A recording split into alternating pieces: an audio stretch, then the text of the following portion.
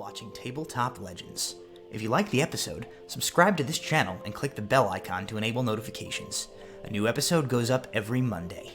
You can also join us live on the Proficiency Bonus Twitch channel every Tuesday at 7 p.m. Eastern Standard Time. Enjoy.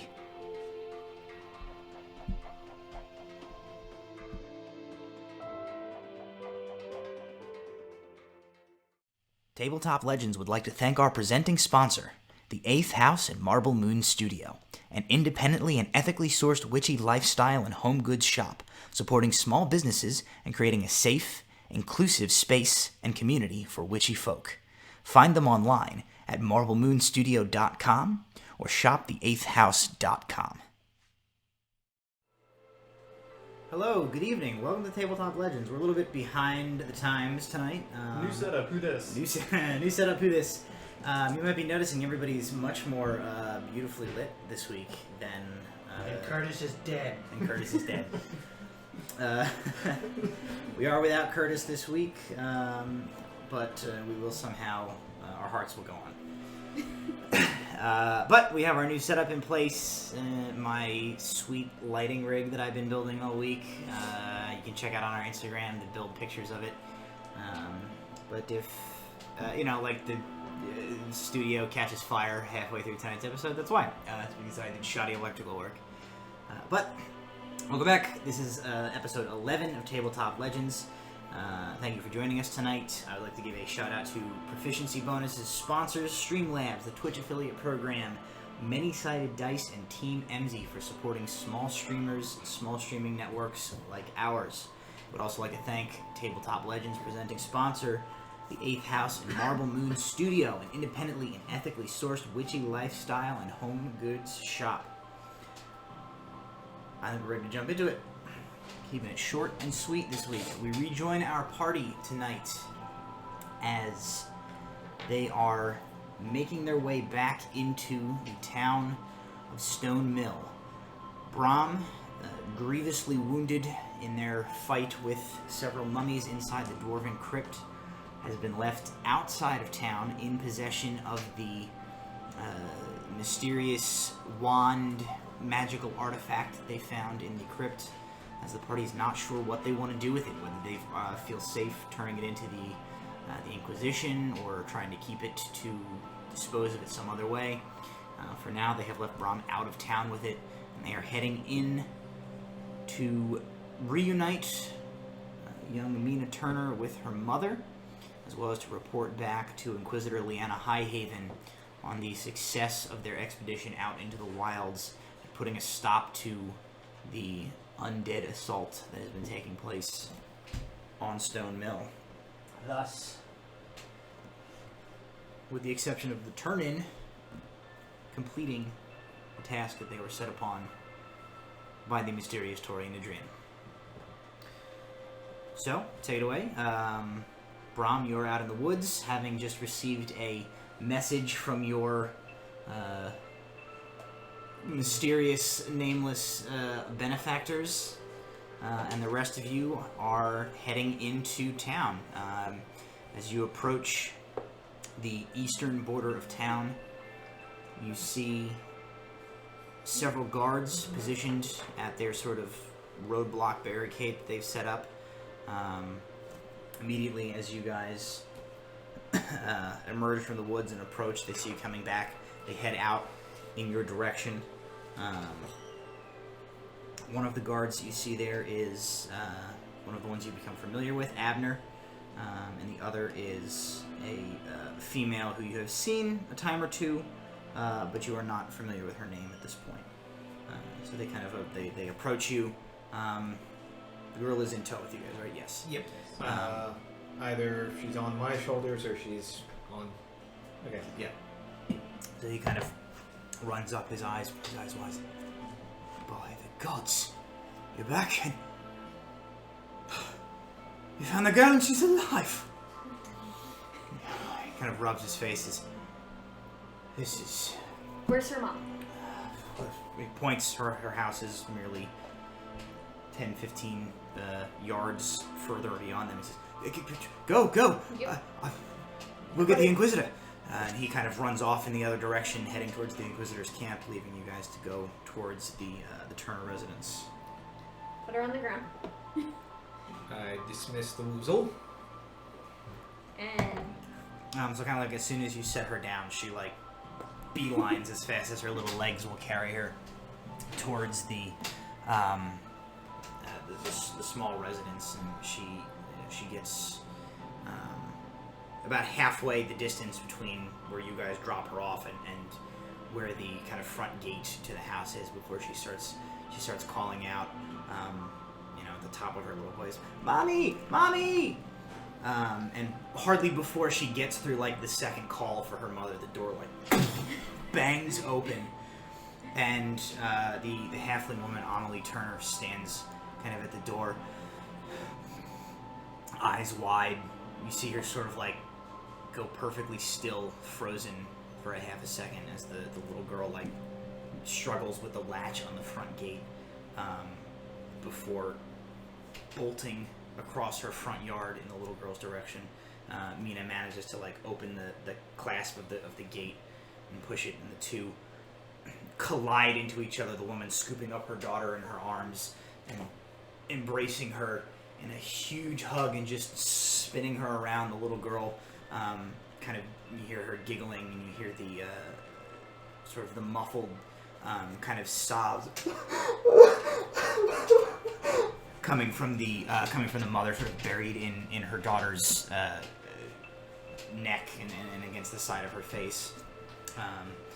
And as that is kind of going on, you guys sort of keep back. Abner run off in the other direction. The one remaining guard, the woman who you had not been introduced before, kind of watches this with you, and she turns to look at you guys and she says, "You've done a good thing. What else did you find out there?" You wouldn't happen to know if there's a bounty on harpies already, do you? I don't think so. Pull out the bag of harpy eyes, because these really aren't worth much. Kind of looks in. I You might be glance able to. down. You might be able to find a buyer for them if you can keep them fresh. Maybe in one of the larger towns.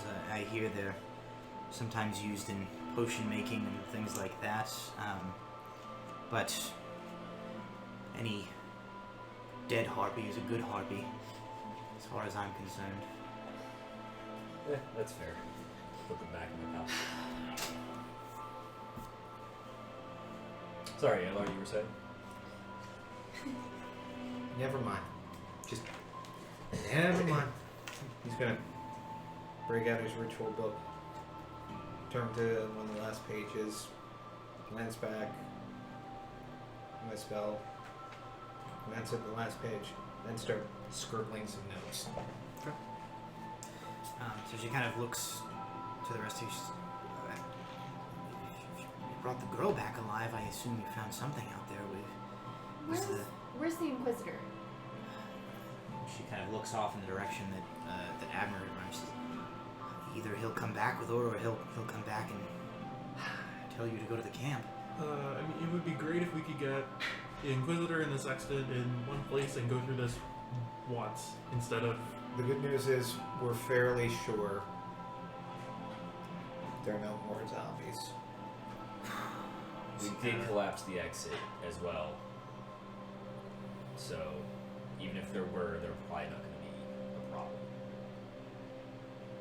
She kind of seems relieved. She says, "Oh, that's good. We had one more incident with one in the time since you left. Luckily, no one was hurt. We managed to dispatch it, but at the very least, the town will be relieved." She says, "Well, if you want to head on to the camp and try to catch the Inquisitor there, or we can wait for Abner to return back, it's certainly up to you. And she kind of looks in the direction of the halfling woman and her child and says, I do suspect that there is someone here who is going to wish to speak with you before you head off to your next adventure.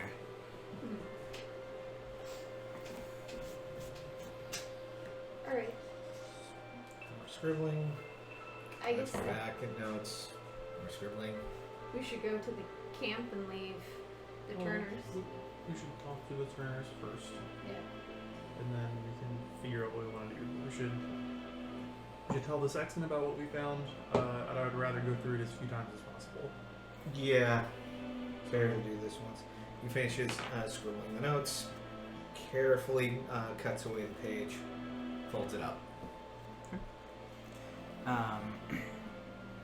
Alright, so you guys you're going over towards We'll talk to the Yeah. Turners Yeah. and see what's going on. so as you guys sort of head over, they hear you guys approaching and they kind of they're sort of in the process as you walk over. Mina is sort of standing in front of her mother, who is basically kind of just sitting on the ground in front of her, holding her small hands between her hands and listening as Mina sort of is delivering like a very hurried, very 4-year-old retelling of events. You guys approach right as you hear Mina telling her mother, and then we went to a house and there was, Mommy, there was rabbits. There was so many, and I got to pet them, and then we let them go, and they went into the woods. There were a lot of rabbits. And you see, Amelie Turner is basically, she's like nodding and making appropriate noises at her daughter, but you see she's more just sort of like absorbing her daughter's presence really than like taking in anything that she's saying.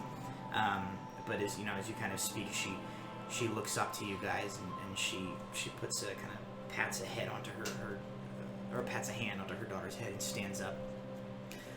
She walks up to you, the group of you, and sort of looks at you all, up at most of you, sort of more on the level with Kel. She says, "You brought my daughter back."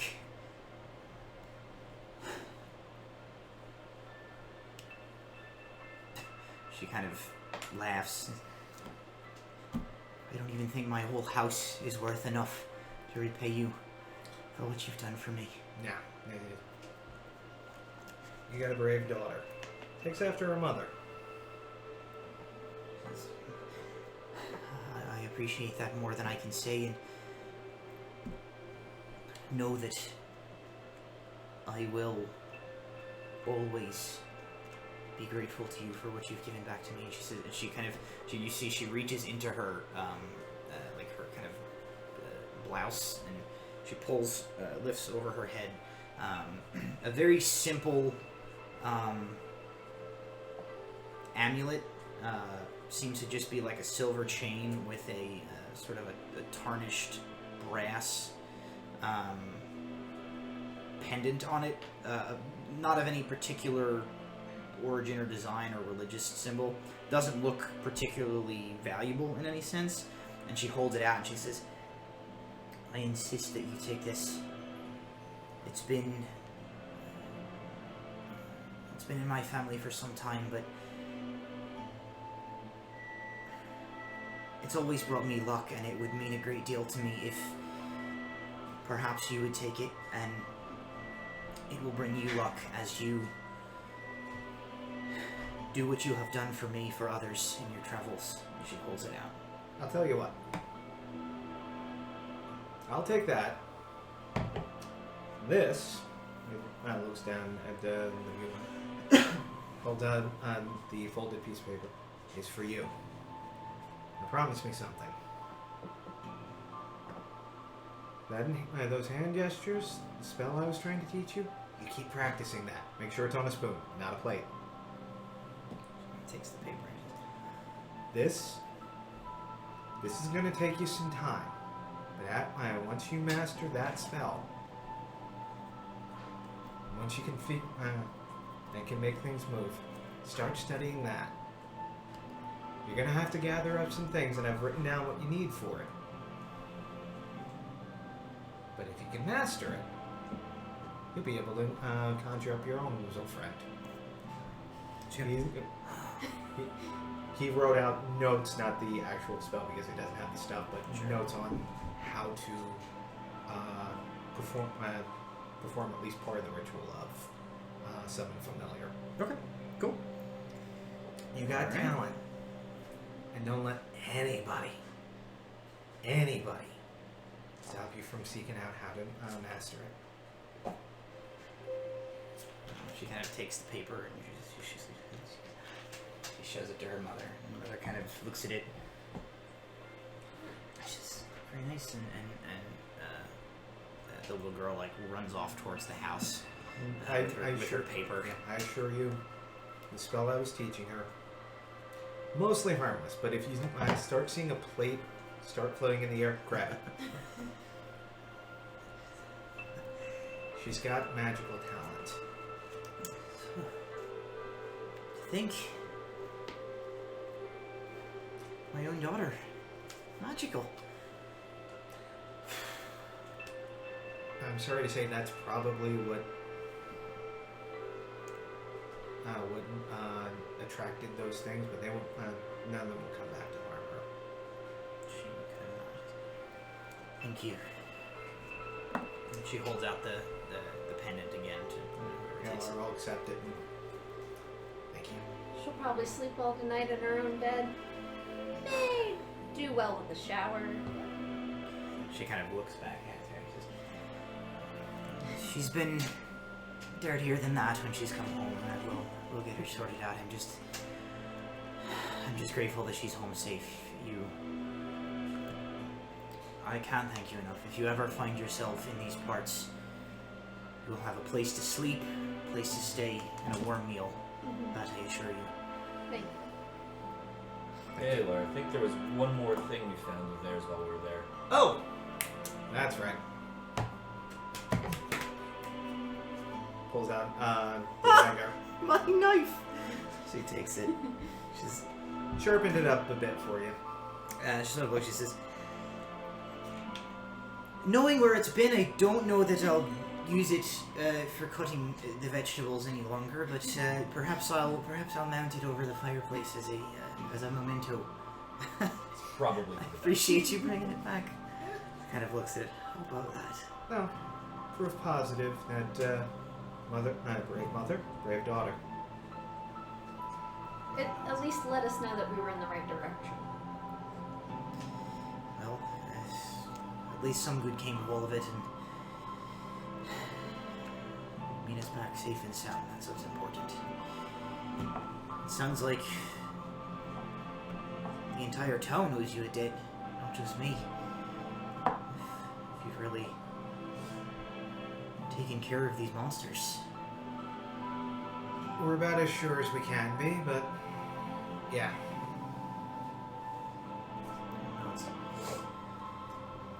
Alright, well, as I said, you always have a place to stay here, but if it's all the same, I'm gonna go see my daughter. Of course. She kind of turns and takes a half a step back, pauses and sort of turns, and then like rushes forward and one by one kind of like gives each of you a quick sort of hug. Mostly it's like around the middle, up on the toes. Kel, she's actually able to like wrap you and like lift you a little bit, like an inch or two off the ground, and kind of squeeze you and put you back down. She says, "Thank you again," and she turns and starts to head in the direction of her house. And as she does, a voice calls out from sort of behind you guys. It says, Madam Turner, a moment, if I may be so bold as to keep you from your daughter for just a few minutes more. When you turn, you see Abner along with the Inquisitor Liana Highhaven walking up the path from the southern portion of town, sort of in the direction of where their camp is. And Amelie Turner turns around and kind of takes a couple of steps back in your direction. She's, oh, yes, of course. And she sort of like gives like a curtsy. She just says the knife still in her hand. Of course, Inquisitor. What can I do for you? And the Inquisitor says,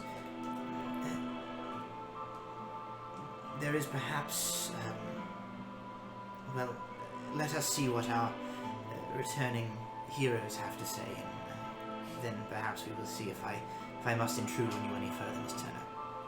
She sort of turns towards you and she says, I hear that you have returned safely with the kidnapped child, and the word is already rapidly spreading across town that the undead threat has passed. Is this true? We believe so. She sort of, you see like, kind of a weight tentatively lifts off of her and says, then we do indeed have a great deal to talk about. She looks to Amelie Turner for a moment, and sort of back to you. I am hesitant to, so soon after she has been reunited with her home and her mother, trouble such a young girl so quickly. But it may be pertinent that I speak with the girl about her experience. I will, I suppose, defer to you on whether you think that is completely necessary at this time, or if you think it is acceptable to wait. I think it might be best to wait. I believe that we can supply much of what she'd be able to anyway, and best not to let nightmares intrude so soon.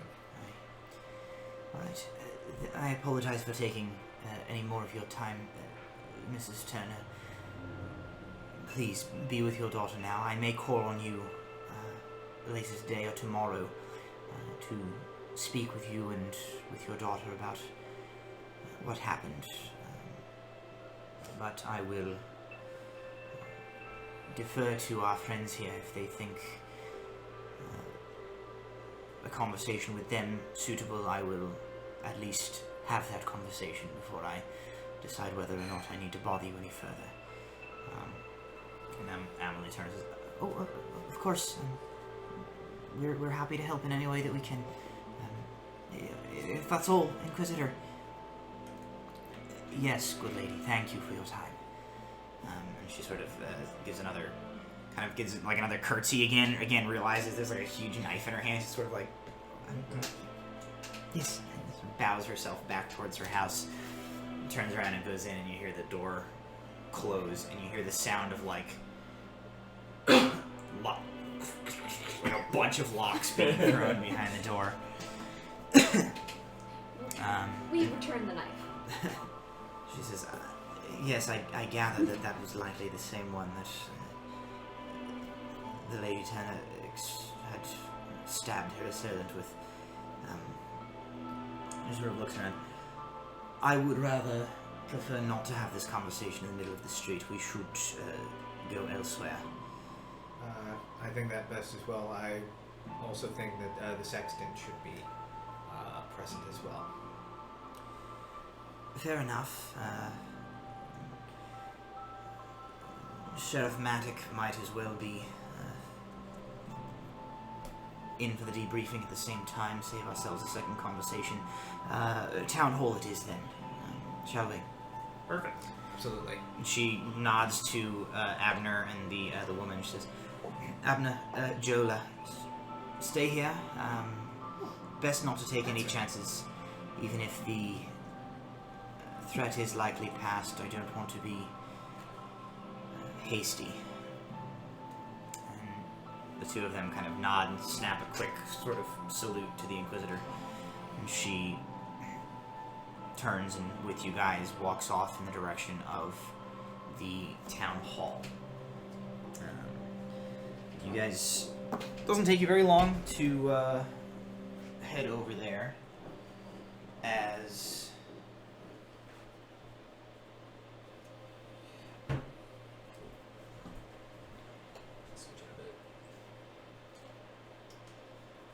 As the Dungeon Master realizes that your cameras have shifted and it's been staring at his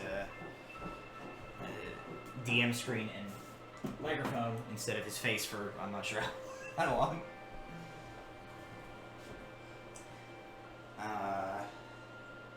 Sorry, Please stand by.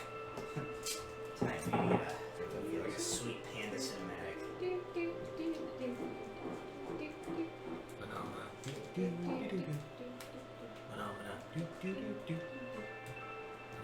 That's probably copyright. Oh, good point. I was just making up something. Jim Henson will come back from the grave and sue our asses. Yeah, he's gonna get us. Yeah, that'd be Disney. Even worse.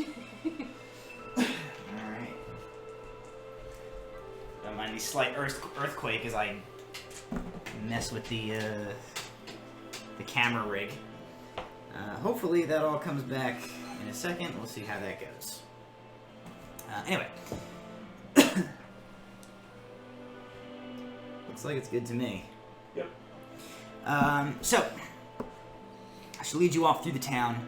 You head over the bridge that crosses the stream that runs through town. You head up kind of the main thoroughfare, up the slope that leads to where the old town hall stands. It's partially stone, partially timber structure, built over top as it is of the remnants of a dwarven structure, kind of standing solitary against that cliff face at the back of town. And as you guys enter,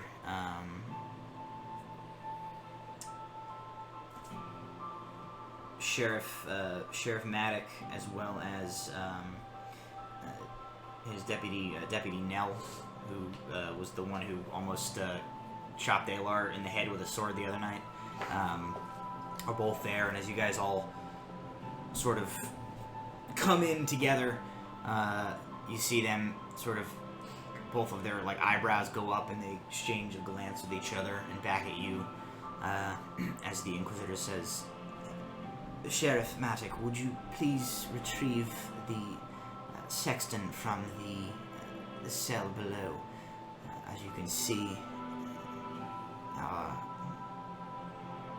heroes, I suppose, have returned, and they believe it is pertinent that he be present for their explanation of what they found outside of town."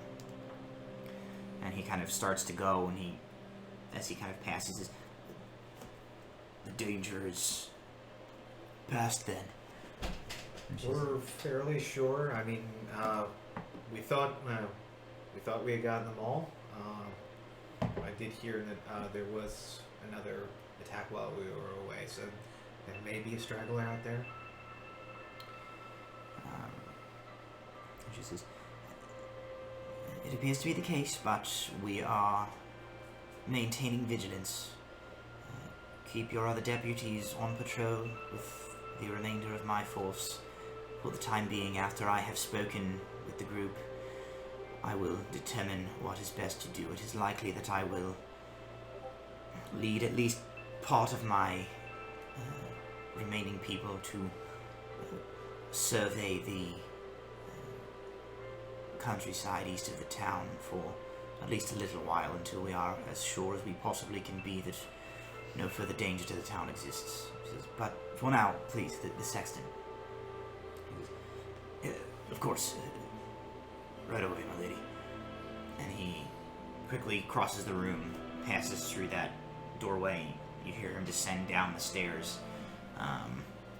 About 30 or 40 seconds later, you hear the of a jail cell door being opened, and Sheriff Maddock comes back up, followed by Sexton Bartog Deep Mountain, kind of stumping along in between his arthritic old dwarven joints and his busted foot. He kind of like duck walks his way over, and he sort of gives a look over at all of you. And he says, "Oh, well, let me guess. Since you're back, and they're letting me out of the cell, I suppose that means you've done it. Whatever it might be." We did something.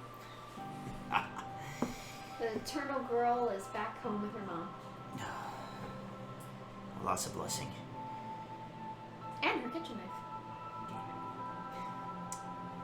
She might not want to use that on Honey, cooking anytime soon. that's what she said. She's a smart lady. Brave one, too. And he kind of looks between you guys and the Inquisitors. Were you waiting for me to tell the story? Because here I am. And she sort of turns. She's a valid point. Please, what did you find? What happened? Well, 3 days out? I believe 3 days. 3 days out to the northeast, there was a harpy nest. Pull out my eyeballs. Ah. There is a... there is a chef in the capital who would pay a pretty penny for those. He makes a truly disgusting dish out of them. Good to know. I'm not sure how you'd preserve them long enough to get them back there at this point, but I digress. Continue. 3 days out of town, a harpy's nest, yes. The harpy's nest was actually destroyed by undead creatures. The remaining harpies settled in a clearing not too far away. We had the misfortune of blundering into them, but we were able to defeat them.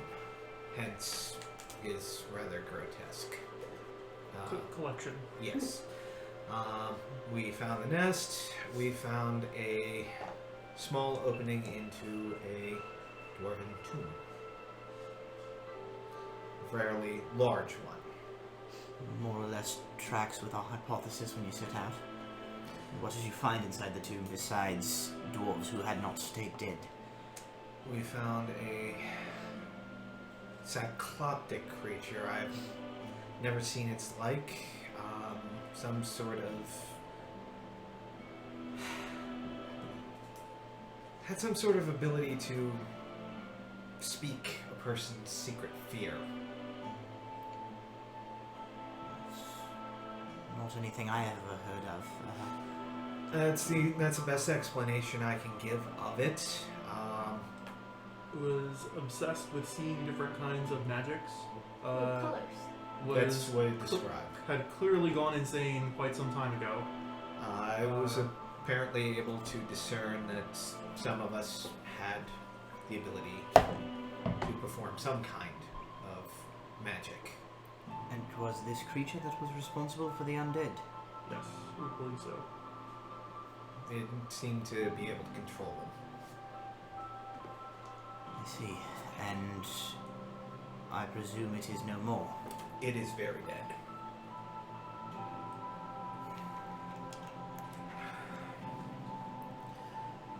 Right. Which is sort of thing. I am not familiar with what this is. I am sure there are scholars in the capital who could identify it, but I will at least include your description in my report.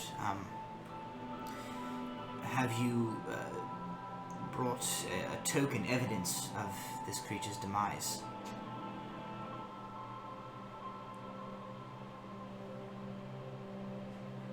No, we buried it after we left. Make a deception check. That shit. Maybe you shouldn't have left the bar behind.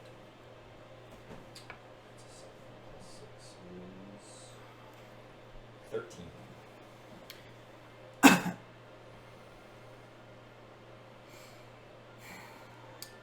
I am going to have to ask that you provide me a map to the location where you buried it. I will require evidence that if this creature is responsible, I will require evidence that it existed and that it is now dead in order to conclude my investigation and report back to my superiors that it is indeed the case.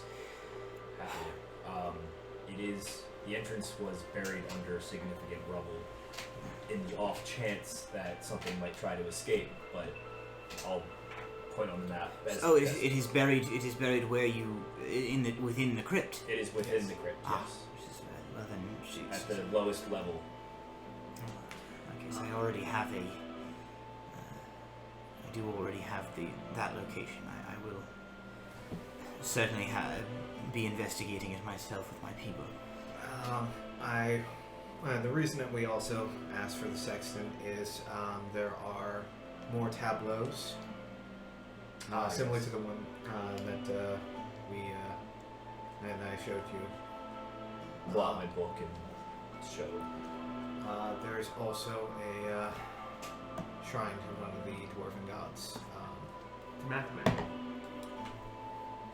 Aye, makes sense. Marthawin's the protector of our dead. It's not a surprise that you found a shrine to him in the crypts. He kind of rubs a hand over his haggard face. Seeming to think, he kind of turns to the Inquisitor. We have...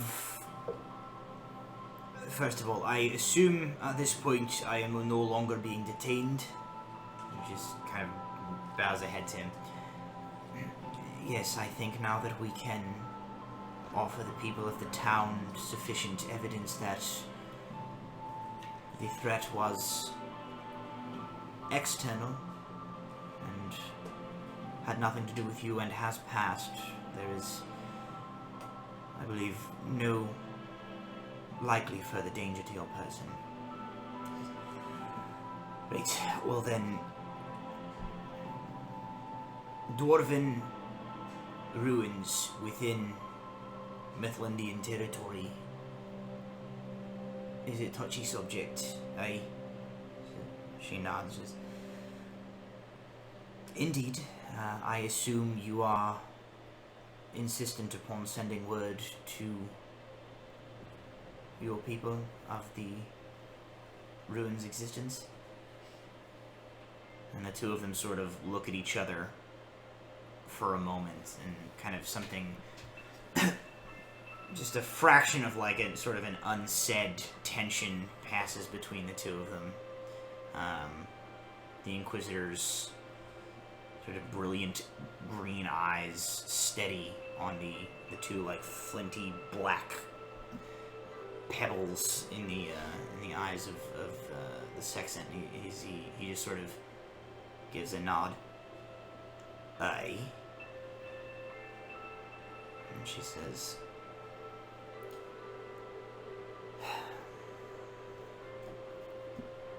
would you be willing at least to give me time to conclude my investigation within before you send word?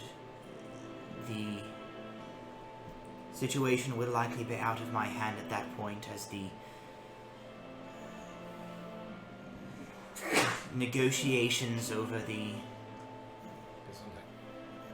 territory will begin by those far above my station, but would you find it acceptable to give me a few days at least before you send word? And he kind of considers her for a moment.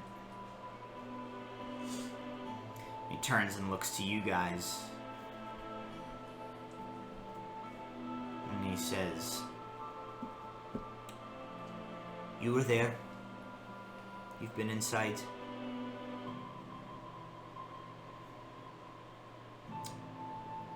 While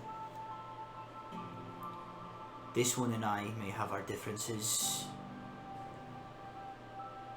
I don't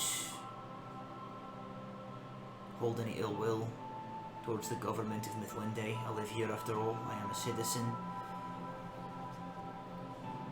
But I am still a dwarf, first and foremost.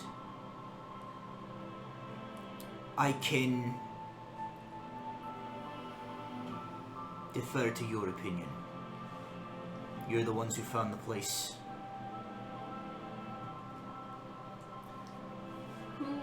Whoever walks in there next, if they manage to get in, because we did collapse it just in case there were any stragglers, should be well armed in the case that there are stragglers and open a door that we didn't go into first. Simultaneously, the Inquisitor and the Sexton both go, that will not be a problem. She kind of, the Inquisitor sort of chimes in. She says, the issue is that once the dwarves have been made aware that there is a ruin of their people within Mithlindian territory, a long and arduous arbitration process will begin between the monarchy of Krasyadur and the Mithlindian government to negotiate the return of the land to the people. It is not the first time it's happened. The systems for such a thing are in place, but if the dwarves stake their claim to it before I have had a chance to enter and conduct my business that I must to complete this investigation, it will become very difficult and very complicated. It will be simpler for everyone if our people could go in and collect this creature and ensure that the threat to our territories truly has passed before we begin the process of returning rights of the location to the dwarven people. That is all I am asking.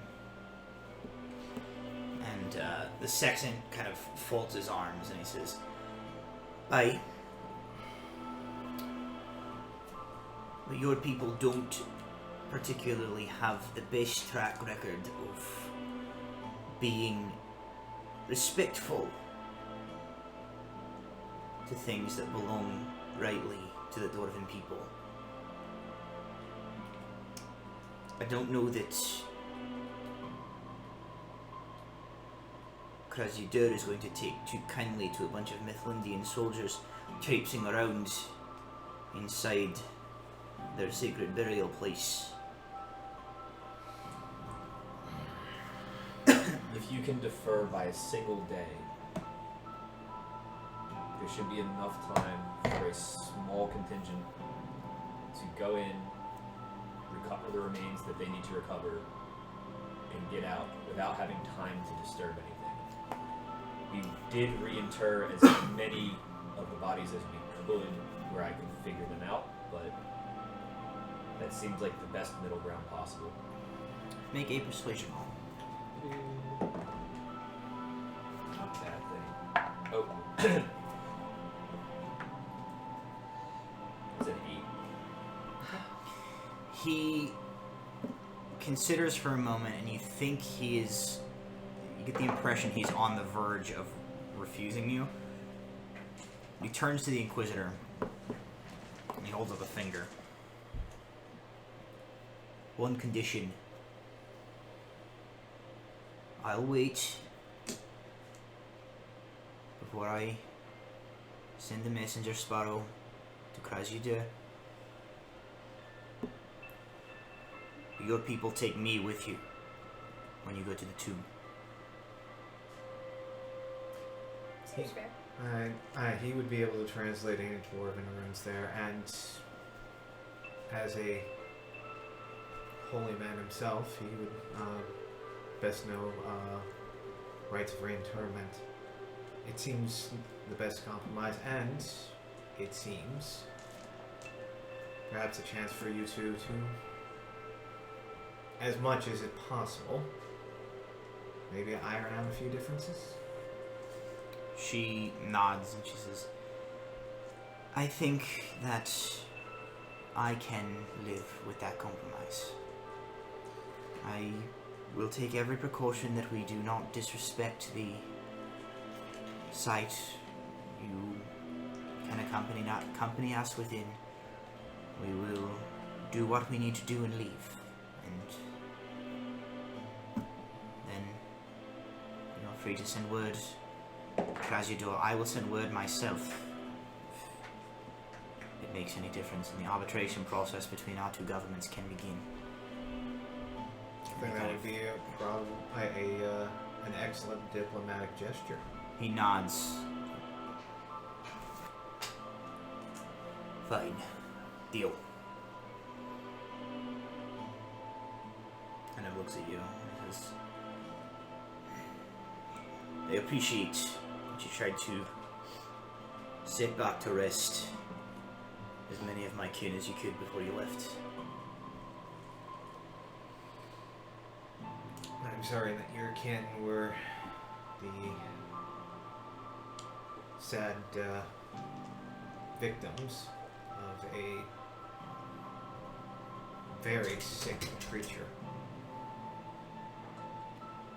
She kind of shakes his head a bit and says, it's over now. Hopefully my brothers and sisters can find peace once again. At this point, the Inquisitor kind of looks to you and she says, is there anything else of importance from the event that you can think of that you need to tell me?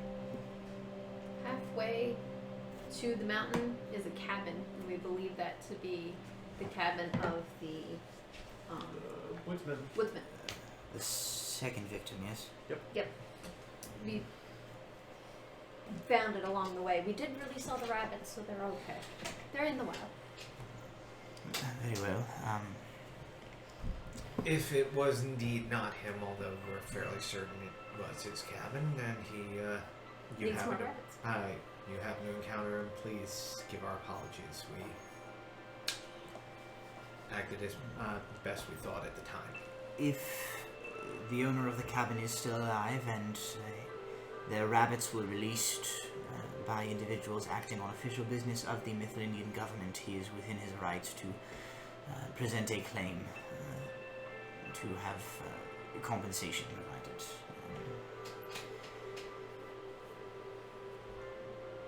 Pardon me for the indelicacy of this question, but I had thought perhaps it would come up in your retelling of events, and it did not. So at this point I must ask, you are one less than when you set out. We ran into some trouble on our way out, and but for the grace of Demathlin, we would be one short. The well-dressed one, the half-orc, lives then? Yes, he is lives, alive. but is resting. He was rather grievously injured by a more powerful kind of undead than we encountered. Packed a hell of a punch. And if it weren't for Kel, there would have been many more of us no longer here. If it weren't for all of you, there would be many more people in quite a few places no longer alive, I believe.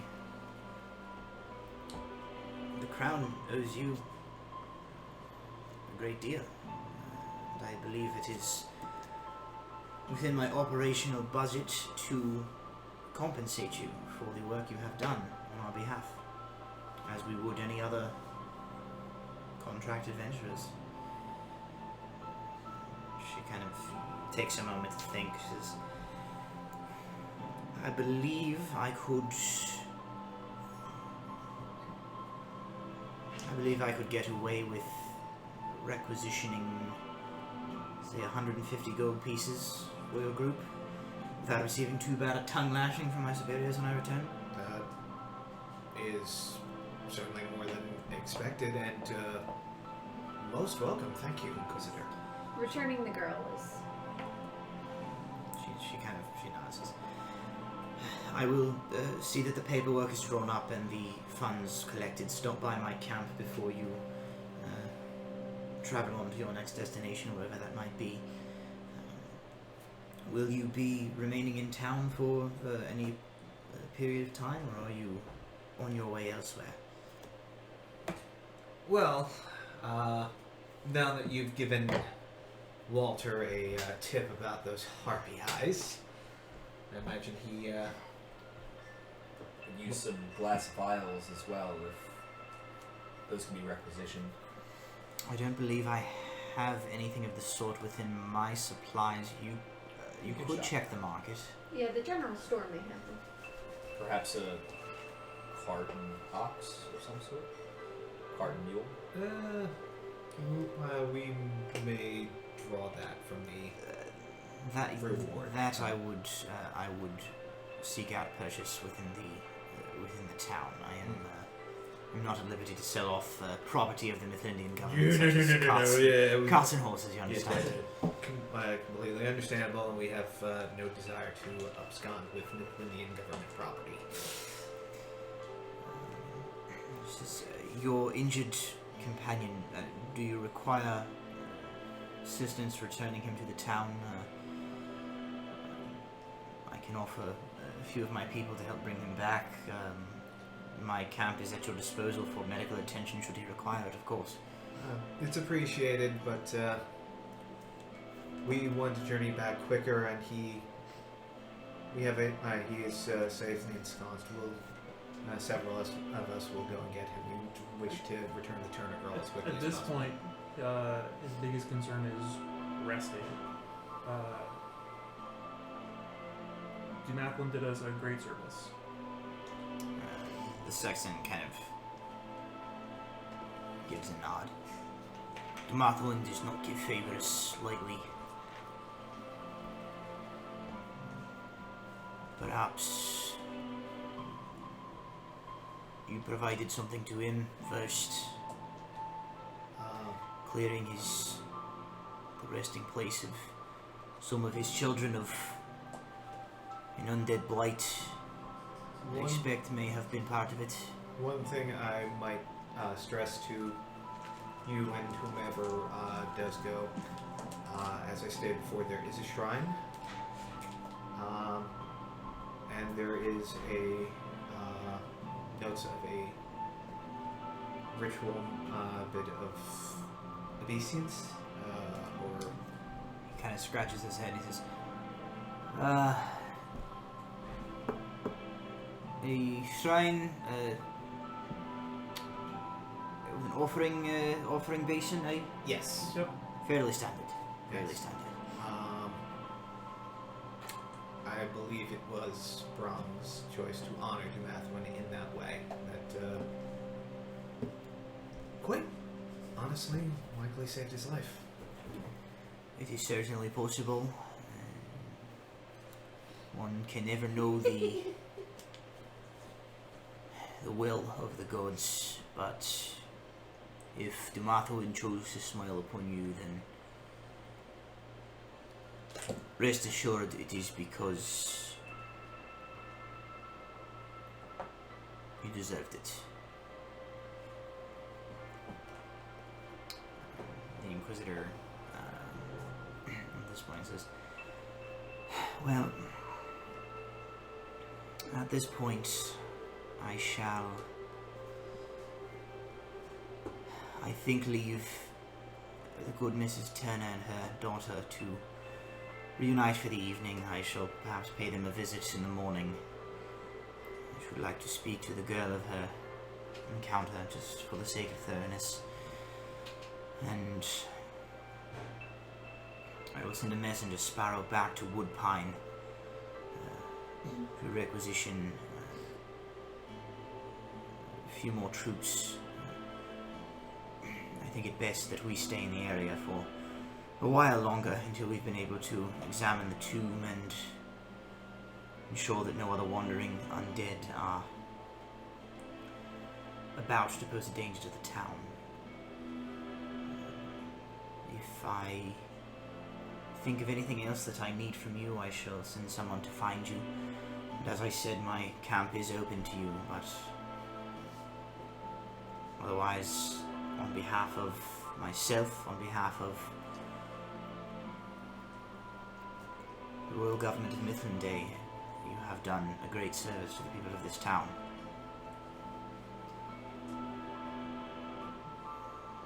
Thank you. Kind of nods. At the very least, stop by tomorrow, collect payment. I will have it arranged to be ready for you. Very well. She kind of gives you guys a sort of a collective nod and turns. And she and Jola and Abner go to head out, leaving you guys in the crypt or the town hall with Sheriff Maddock, the deputy, and the sexton, who, after she kind of leaves with her men and the door closes behind her, he goes, "Well,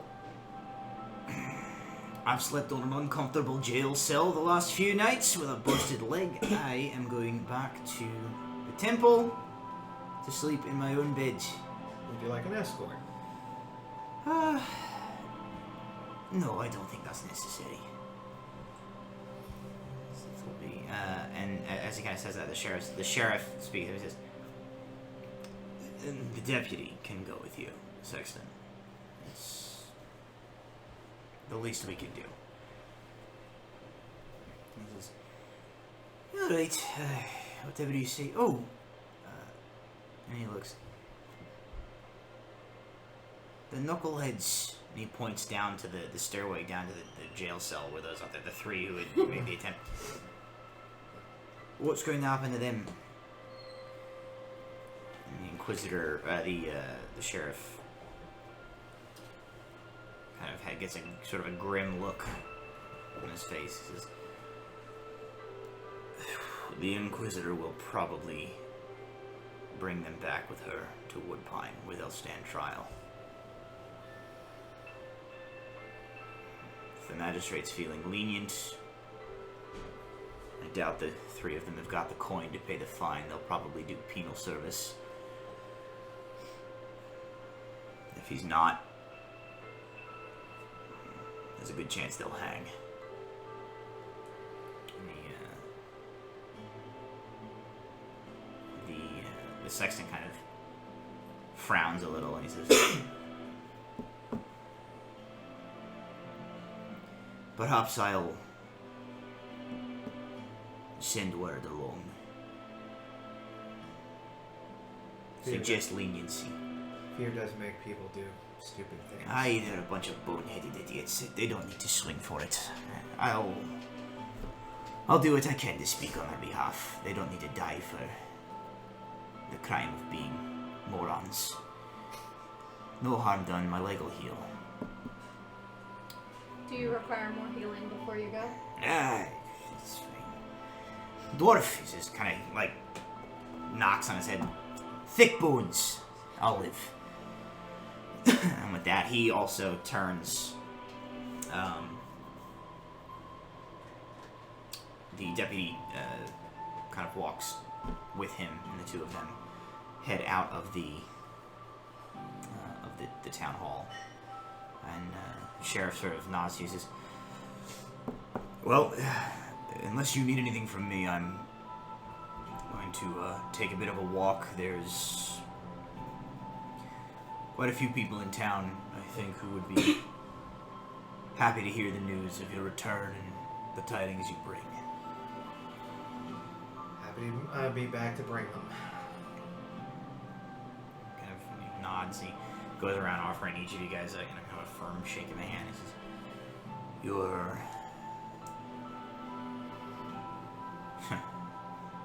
You're going to be heroes in this town for a long time.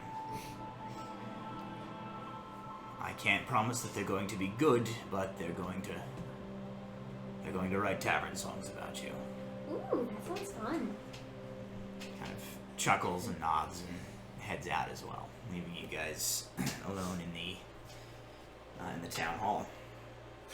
Maybe Brom can offer some inspiration to those lyrics.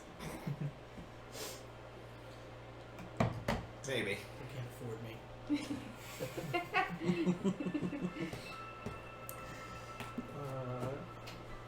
So, That went okay. buy a wagon and get out of here? Yes. Buy a wagon, get half orc, get out of here. Yes, yes. Also, Let's yes, stop that back is in tomorrow exactly morning. what I was agreeing to. What was it? We'll just stop back in tomorrow morning, but It's- General store for vials. Yes. Yes, something that can, and maybe some nice green alcohol to. Edgar's the owner. He should be able to supply. Well, Yeah, the remainder of the coin that we were given.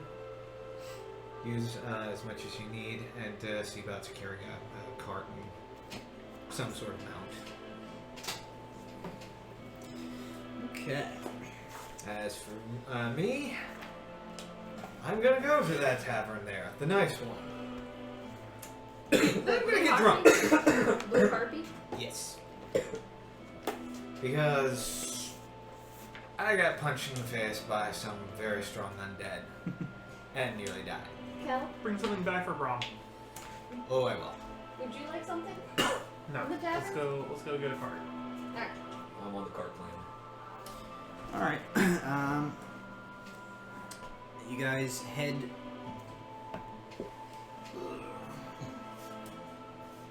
Tissues nearby. Tissues nearby. Napkins or. Not nearby. I'll carry it back.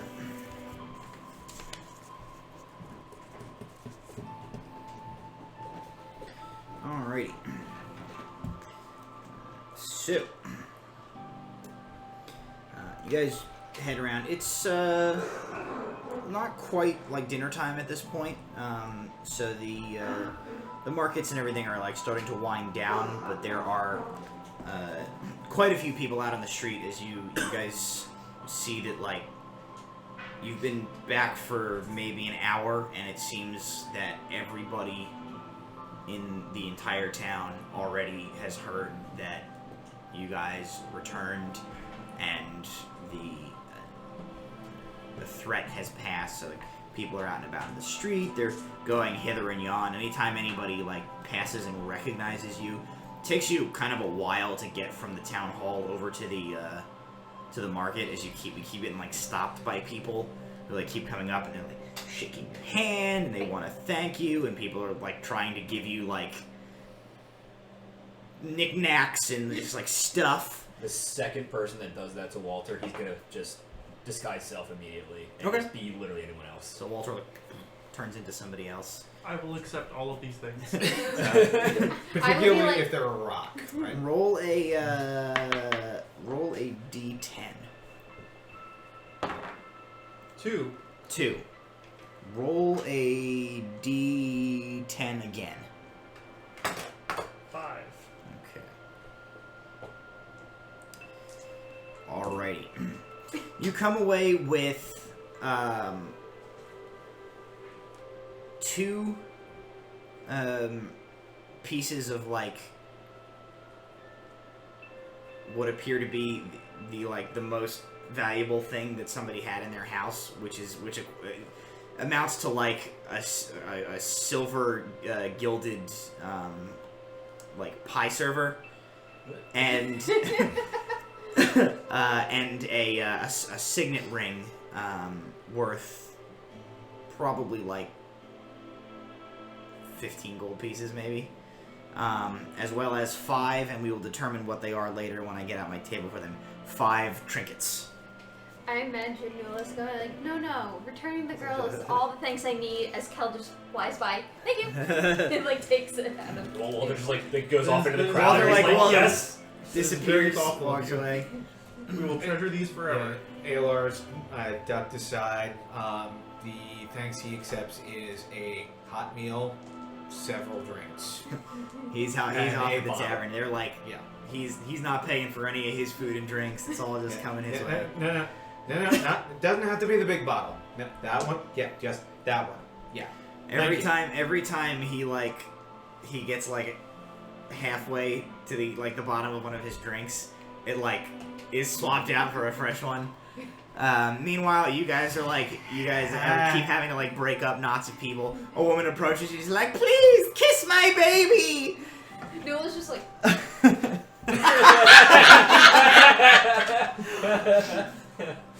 The episode where Nula licks a Tongues of baby. baby. The woman takes the baby. She holds her up to the crowd. She goes, "She is dragon kissed," and everybody's like, "Whoa!" I am so. You have made a scene. I am so disappointed.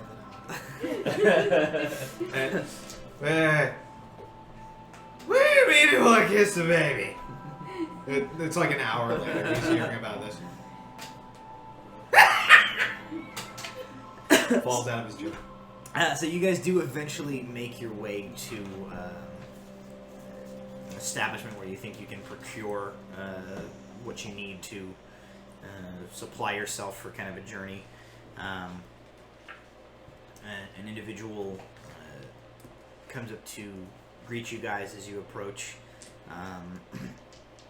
Older gentleman, perhaps 60-ish. His hair is kind of gray, mostly wispy. He has several days worth of grizzle on his face. He's a little portly, and his hands are kind of calloused and rough and scarred up from long years of work. And sort of approaches over. He says, "Hey, how can I help you? In the mood for, in the market for a cart, horses, that sort of thing." Yep. think so. Alright, well, come take a walk back here. We'll look at what we've got. What sort of cart are you in the mood for? And he sort of starts pointing out some of the ones he has. They're very standard. He has a couple that are just sort of your generic cart, two big wheels, hitch for the horse. No top. He has a few that do have like a covered portion if you want that. And he sort of points out. He says, well, if you want one of these, he says that one's not in the best of condition. This one here is okay.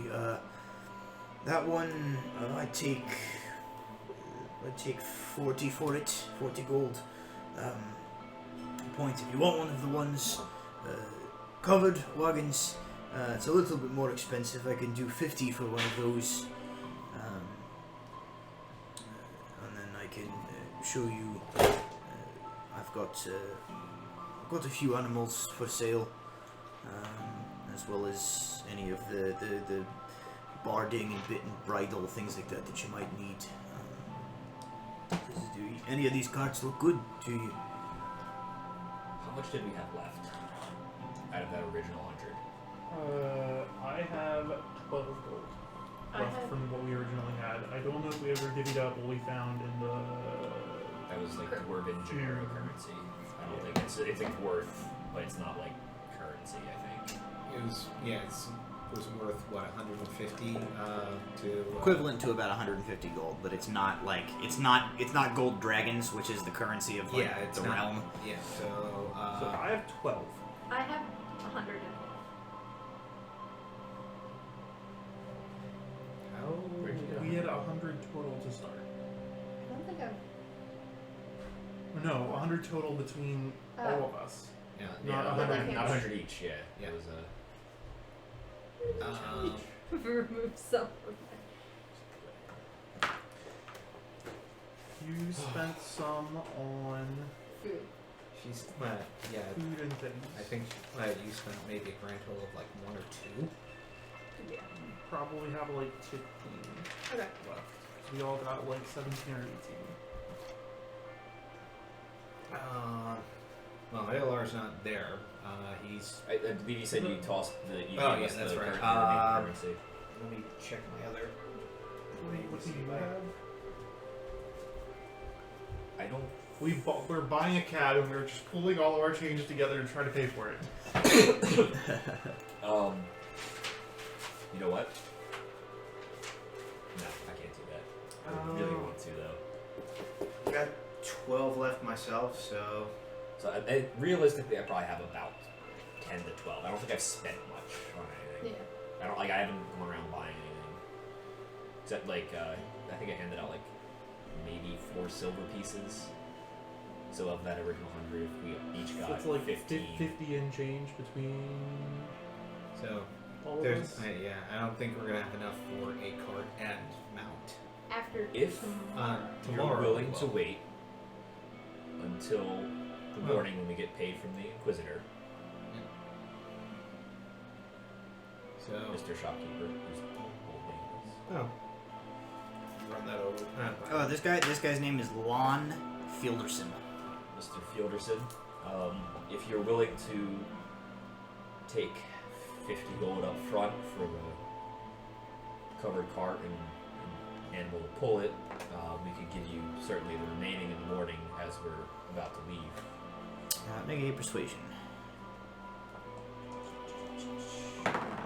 Not dice jam, 16.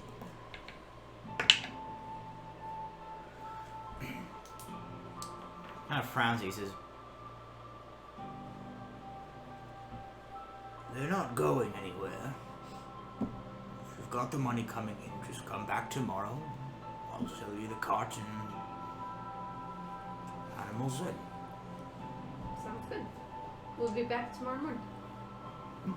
Very well then. What kind of animals do you have before we go? So we can make a decision before we leave. Okay. Takes you back to a small stable. He says, "I've got a couple of mules there." Points at them. He says,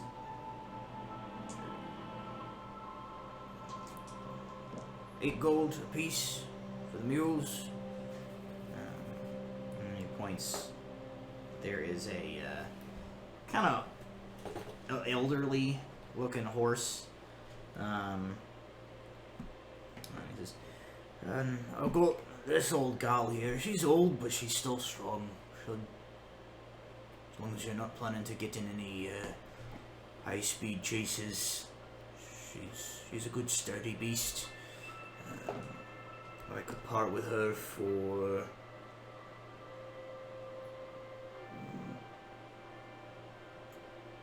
50 gold." She can pull the cart by herself, Oh, yes. even with all of us in it. I think so. I'm okay. You see, she's like a draft horse. Like a- She's kind yeah. of, she's older, but she's a big gal. You guys want to? I'm okay with that. I mean, it's kind of like almost all of our gold, but we don't know what we're gonna get from interest anyway. Or would we be better off getting 2 meals that we can That's what I'm rotate? Yeah, that's fair. Well, as long as it'll pull us all, we don't have to worry about. You're gonna have to rotate 2 wheels. We're going to take 2. Yeah, wheels. they'll both. You'll need them both to pull the cart. As long as you don't. So the way travel with like mounts and carts and stuff works. Under like your normal circumstances, you don't actually go any faster than you would on foot. It's just that like you can carry your crap. You can go faster. That's where you get into like tiring out and needing to like change animals or rest them.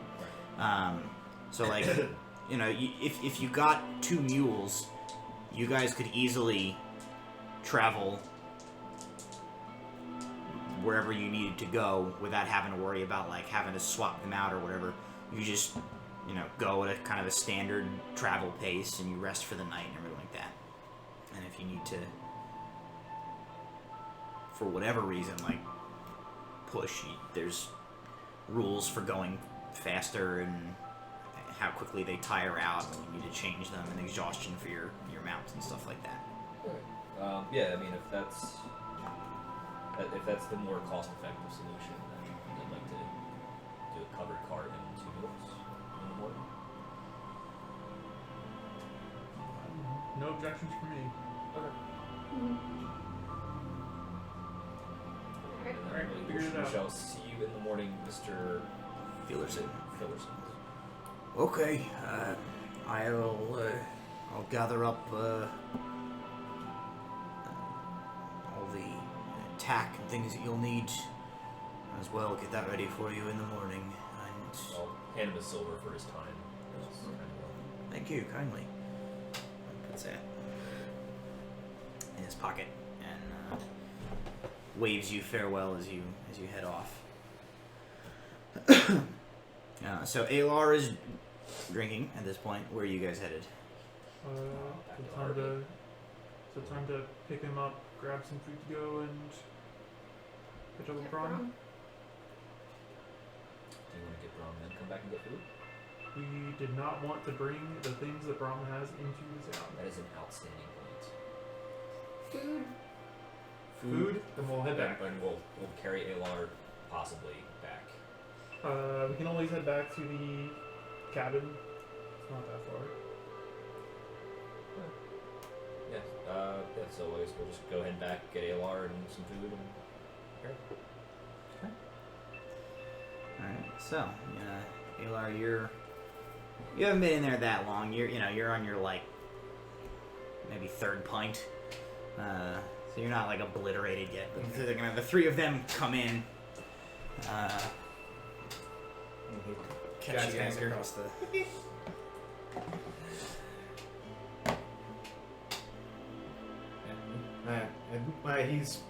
At this point, he stands up. Let me tell you quite honestly, that ale does pack a punch, but not as much as that undead thing. Hit like getting kicked like a mule. Speaking of which, we bought 2. Or we will tomorrow morning. Why did you buy 2 undead? They're very good pack beasts. We'll figure it out. Ah, yeah. He's drunk. Osrius goes, He can't hold his liquor. Sure I can, see? This is me holding my liquor. You guys... He reaches out and just like takes it from you. No, that's alright. We need to go. Alright. Gentlemen, ladies, everybody else, thank you very, very much for a wonderful meal and a great time. And everybody in the tavern gives it. It's like, ah! We get food to go for Braun. And you get piled with things to eat, like Alar pulls turkey up, legs, things like that. I already picked him up some for the road too. You're basically just like all but crowd surfed out of the Blue Harpy. Do I need to make the tensor's disc real fast to actually carry all this food and ale? No, nothing that once you guys get beyond the point of like physically being able to carry it, as they pile things onto you, it's like you guys leave like a slight trail of like turkey legs and venison and stuff behind you. But you kind of make it out. You make it back through town as the sun is starting to go. Seems like a lot of people have moved off of the streets and into like the Blue Harpy was getting very crowded. As you make your way east towards the eastern side of town, you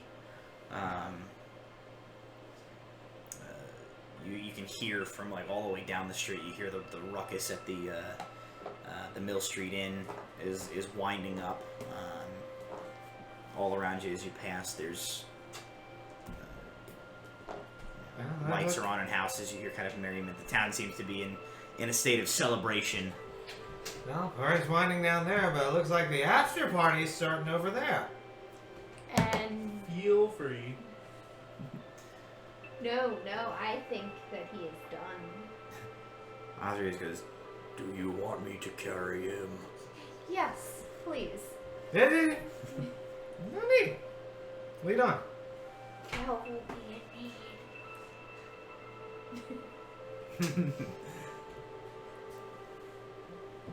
He stumbles a bit, but he follows after you. It's a little bit of a zigzag while you guys are making a straight line. Yeah. Do I need to tense a floating disc for Alar? Yeah, he's under his. He seems to be moving under his own power. As you guys make your way out, you see that one of the Inquisitor's guards and another individual who you are not familiar with is not wearing the guard uniform, but you get the impression is probably another one of the deputies are on like guard post duty at the eastern portion of town. They just sort of nod to you on your way out. Baylor hands them a turkey leg. The deputy sort of takes it. Thanks. Are you sure you want to go out in the woods? The sun's going down. It'll be fine. Our compatriot is out there. We gotta make sure he's okay. Oh, well, all right. Be safe, I suppose. We're good. Sort of. As you guys walk away, you kind of see him like.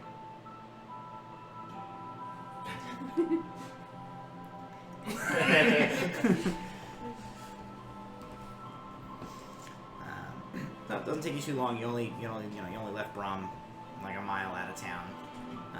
So after not too long, Brom, you're presumably like sitting at this camp they left for you, like bored. When they roll up on the camp is fully set up. There's a fire lit, but Rom is not there, Okay. or at least appears not to be there. So you guys approach. The camp is empty. Blink, blink, blink. There's time. And then I get a non-quite descript location. What's the password? We rock. Turkey legs. 5-year-old ale. Alright, those were all pretty stupid answers. It's you guys. Then he like jumps out of a tree.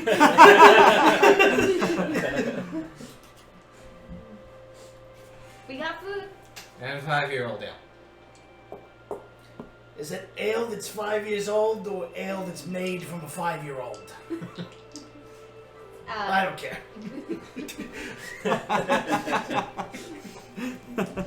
I get it. The town was very grateful. Mrs. Turner's very happy to have her daughter back. Had this ring. Someone gave it to me. Okay, is this a death ring? Is this a trick? I have Weird to me. no idea. Okay. People handed us stuff. It's a signet ring. It's a signet ring. I don't recognize the logo. It's yours now. Do I recognize the logo? No, it's like a mud farmer's family signet ring. It's worth next to nothing. The metal, it's like cheap metal. It's not even made of. I like to imagine the brown is just like it like bends a little bit. He's looking at it. Like, thanks. I'll cherish this forever. So, Kel, the other items that you have, as you now kind of have take chance to like empty your pockets out of all the things that were thrust in them. A small piece of crystal.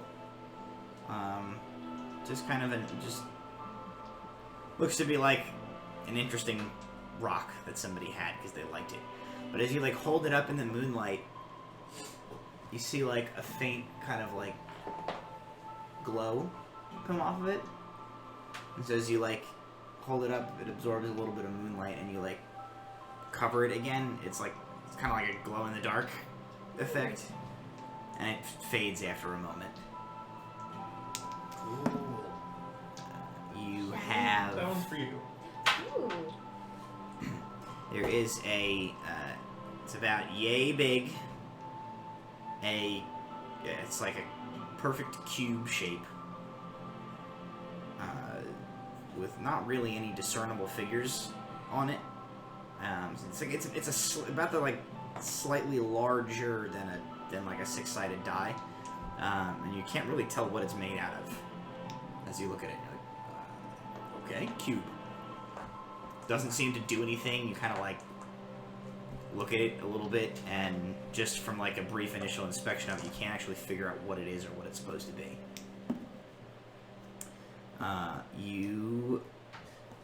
It's your cube. Yep. You have a gold coin that has like a hole pierced through it. If you knew what a gun was, it would be as if somebody had like shot a bullet through it. But it's a gold dragon that has been like a hole has been punched through it. What is that? 3 things, right? Yep. You find yourself in possession of it's a very small like book, and as you open it up, it appears to be somebody's diary. And a brief sort of flip through some of the pages immediately reveals it to be a diary filled with extremely personal recountings of erotic dreams that whoever this was had. Just throw it around. Yep. We'll do And dramatic readings. the last thing is it's about yay big, kind of polished to be shiny. It looks like it's like a big scale. And as you sort of look at it, it's too large, obviously, but you kind of like look at it and you look at Nula and you look back at this. This scale is kind of like a greenish color, but it is a similar shape to like Nula's scales, Do I kind of notice? lizardly. Oh. It looks like you, but big. That's one of the titles of the chapters in here. Oh no. That's weird. What a coincidence. I got it.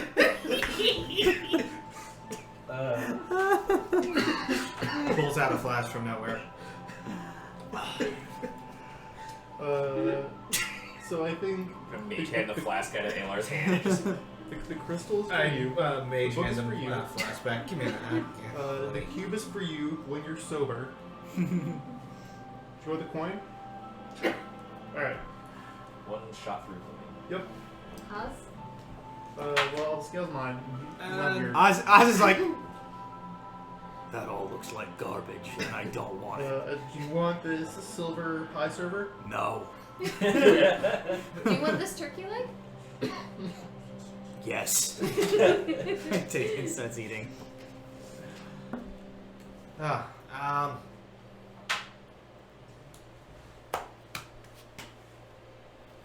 Pulls out the one unusual dagger that he found in the hoard from the Cyclops creature. One of you two can see if these things. This is magical, and Ron, I gave you the other one, right? Yep. Can I you will please? take the daggers and the locket. Oh. I will detect magic. The locket that you got from Turner? Okay. And the dirk, my dirk, is that what you're talking Yeah. The dirk, the more workman dagger you said. I was just gonna say thank you for taking the pointy object out of Alar's hands. I mean, give me it back. about? No, I had the dirk. You both had a I knife had- of some yeah. kind. Didn't you? Alar fell too. back to him in the morning. Aelard, you look back. Aelard doing the finger thing with another dagger. He's gonna lose a finger. Aelor. Well, fingering a dagger, toss him that's a another second chapter dagger. in here. He starts doing it with the other hand. This is a great And then you could publish it under. and then he sets them, stabs them into the ground. And he looks at you and he just starts smiling. My healing services are not available to people who do stupid things and cut off their ringers. Sorry, clinic's closed. So the If healing services are not available to people who do stupid things, then we are in very much trouble. He has a very good point. When I specifically told them not to do it. Still That also looks still sad. covers about 2/3 of everything. Are they magical? Give me a minute. Buffering. so the Can we just get like a rainbow pinwheel? the locket is not magical. It's just a locket. Is there a picture in it? It's a Like- pendant. You guys use the word locket, so Yeah, it's a there's pendant. pendant on a chain. Okay. Yes, that is not magical. The dagger and the dirt that he had gotten both do faintly emanate with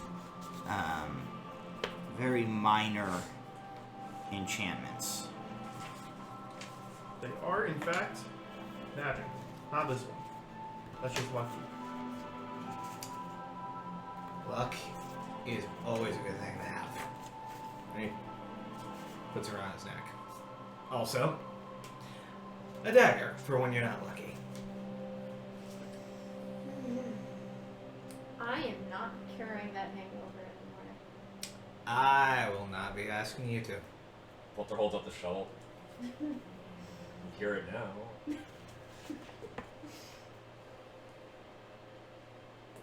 Tempting. Just for that, you're not getting the root beer. Then he holds up a bottle. What do we say? Sorry. I don't think you meant it. On the other hand, it's okay. I'm feeling good.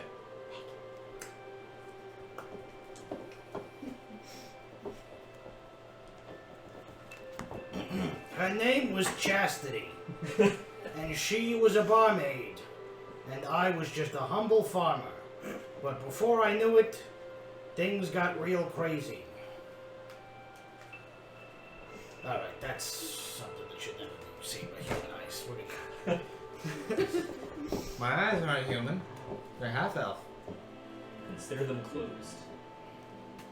I am not. And then he does this and it like folds down. That...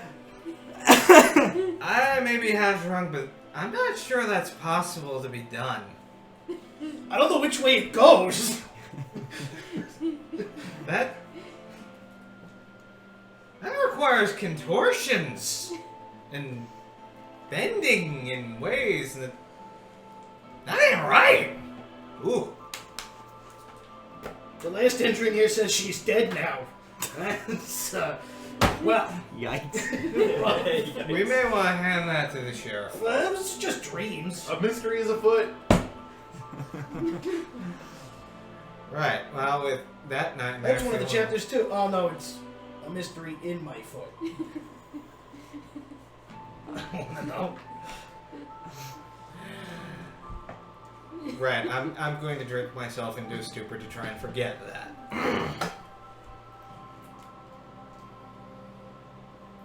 All right.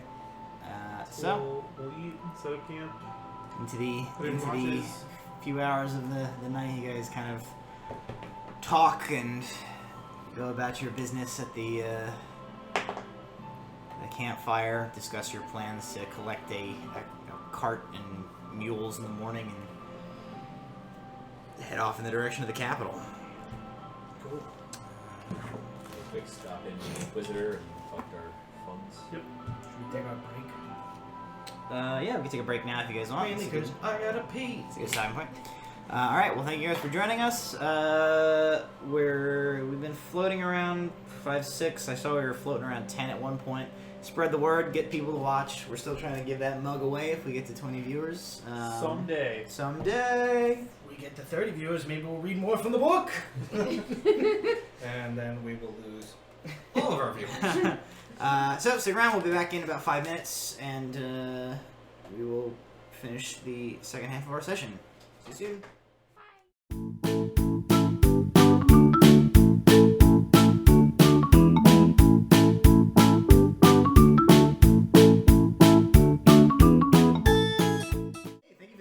We got some bits Hey! donated. Oh, thank you. Thanks, my biddies. Alright, thank you for that, whatever that was. So we rejoin the party as they settle into camp for the night and head off tomorrow morning, potentially to purchase a cart, purchase some mules, and begin their journey south towards the capital city of the Kingdom of Mifflin. How is Alar feeling? Well, you're still going to bed now, so he's still okay. drunk. I suppose I will be rolling a save, won't I? So I guess I we're actually still am. watches between the four of us. Well, I'm it- pretty darn well when I wake up in the morning. I rolled a 20, not natural. Yeah. So, do You you roll really? with disadvantage. Oh, I'll roll with. Did you? I just roll a disadvantage. Hey, only I can make things have disadvantage. That's what I was asking. I said, should he roll Oh, with I thought you said you should roll with No, I disadvantage. said, should he roll with disadvantage? It's a 12 if you want to impose. No. Okay. Who has the D20 magic? He does. Okay. There it is. Where's the 20? Alright. So what is your what's your set of watches? Second. It's the four of us. Yeah, I'll go third. Second. I'll go first. I can go last. Are you taking one? I thought you wanted you to just like I haven't sleep. slept the whole for day. days. I'm probably fine, right? You can only collect the benefits of one long rest per 24 hours. So like, you slept your last sleep, which has taken down one of your levels of exhaustion. Mm-hmm. You can rest again tonight to remove another one. But I can do a watch and still remove the... You can do a watch and still take a long rest. Yes. Alright, so we'll do the four of us. Yeah, I'll we take can third.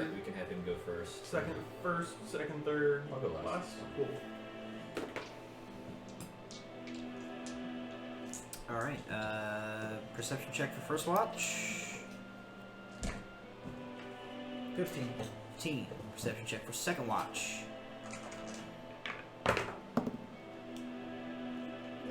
Where's my thing? It's 19 plus. Okay. Yeah. Third watch. 15. Okay. And final watch.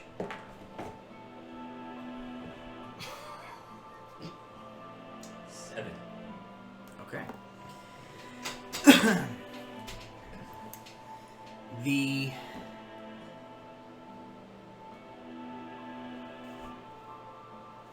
the night passes. You guys, kind of spend some time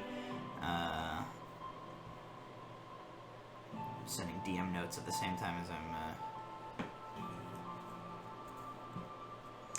trying to narrate here. Give me a second. I'm gonna send a note to somebody. Narrow notating.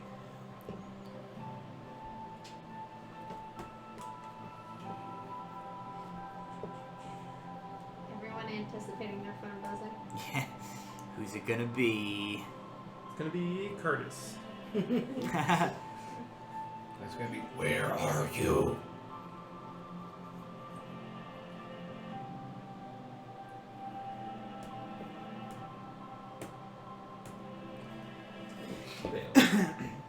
Alrighty, so first watch, Brahm. You've kind of slept for the most portion of the day, so you are willing to stay up first and keep an eye on things. Your watch passes primarily without incident. You sort of recall your message from the day before, and the instructions that,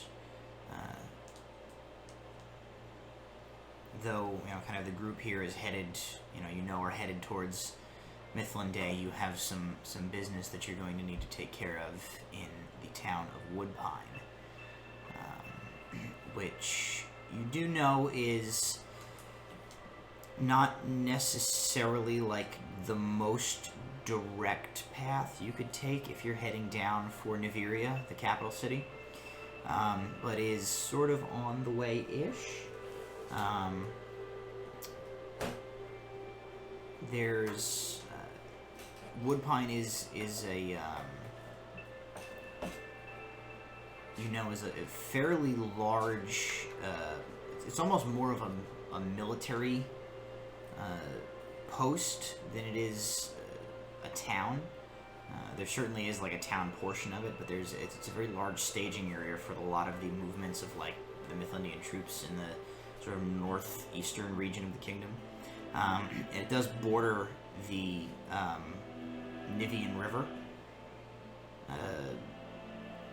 A lot of like barge traffic north and south goes through this area. And the capital city also much further south, but also sits right next to the river. There's like a large river port as part of Mifflin Day.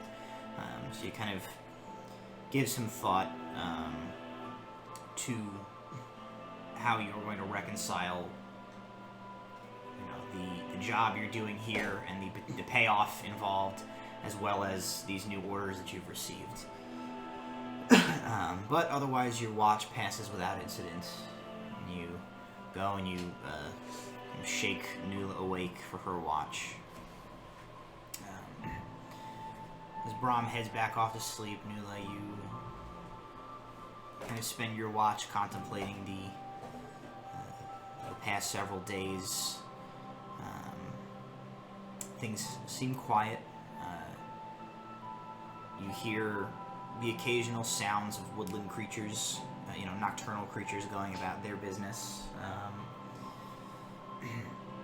A welcome soundtrack to your night, as opposed to the eerie silence when there were harpies and undead and things about scaring the wildlife into hiding.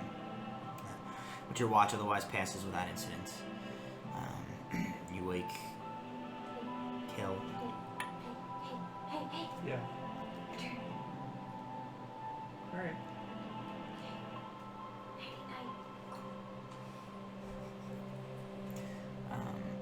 So you wake up for your watch.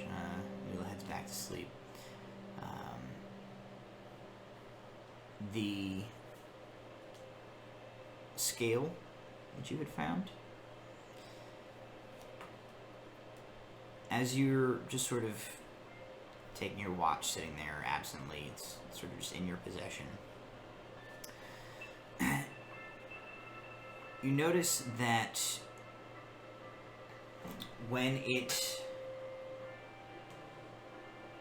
just as you're sort of moving around naturally, when it grows, you notice it like your fingertips feel a little warm as you're holding it. And you kind of like look, and it seems normal. Nothing seems special about it. And after a little bit of puzzling it out, you kind of realize, as it's near to the dagger that you carry, physical proximity, it seems to just get a little tiny bit warm in your hands.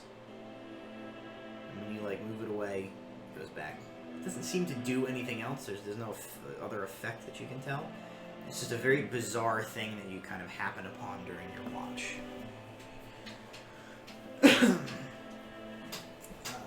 Otherwise, uneventful. Walter, you're up. So he kind of sets you up with your watch. You hear him kind of go off to bed and fall asleep. And your watch is quiet. You're sort of just left alone with your own thoughts of the past few days.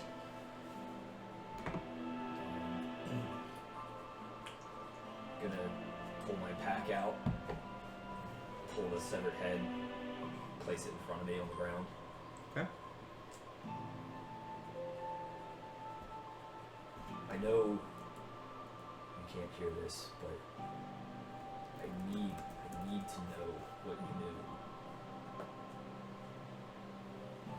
And my eyes flash in a handful of colors. I guess nobody else can see this at this point, but as I cast Detect Magic with my Eldritch Sight, Mm-hmm. and then I will cast Speak with Dead on the head. Okay. Set up the incense around it and burn the smoke. So you quietly go back casting this spell, and after a few minutes, the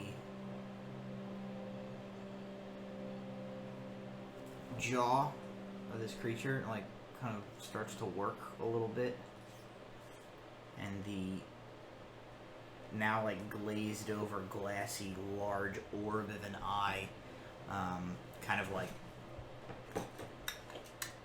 twitches slightly in the head, kind of moving around. And you hear very faintly, as if from a great, great distance,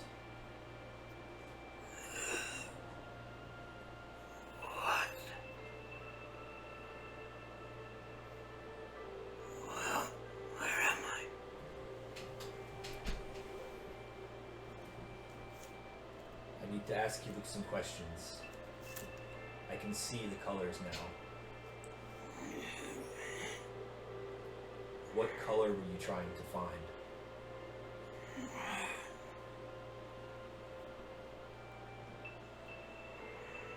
all of them. One would have the answer.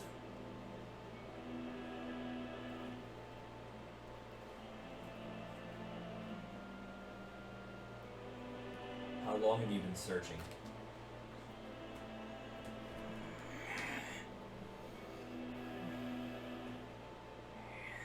Always.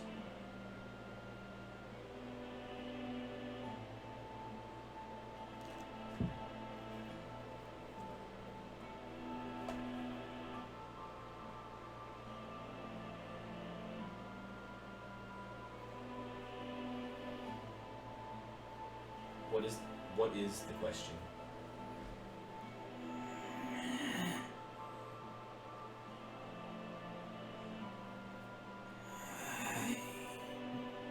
It cannot be no. Unless it is answered. It cannot be no.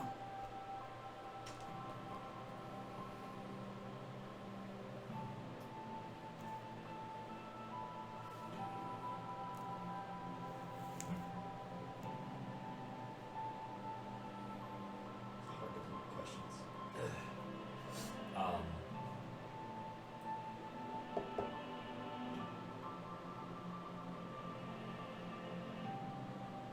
How many secrets have you collected?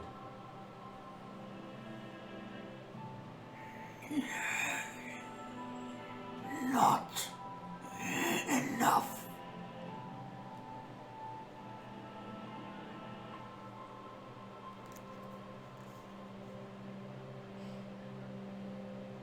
What significance did the orientation of the piles have?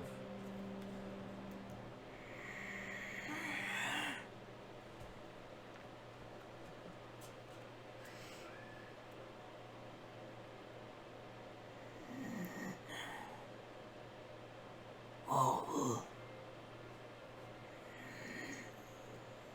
solutions must be tried. With that, you feel the creature's essence slipping away from you, and you struggle to hold on to it again, but it fades, and you feel the simulacrum of its sentience that you had called forth from the beyond strain through your grasp and leave it once more.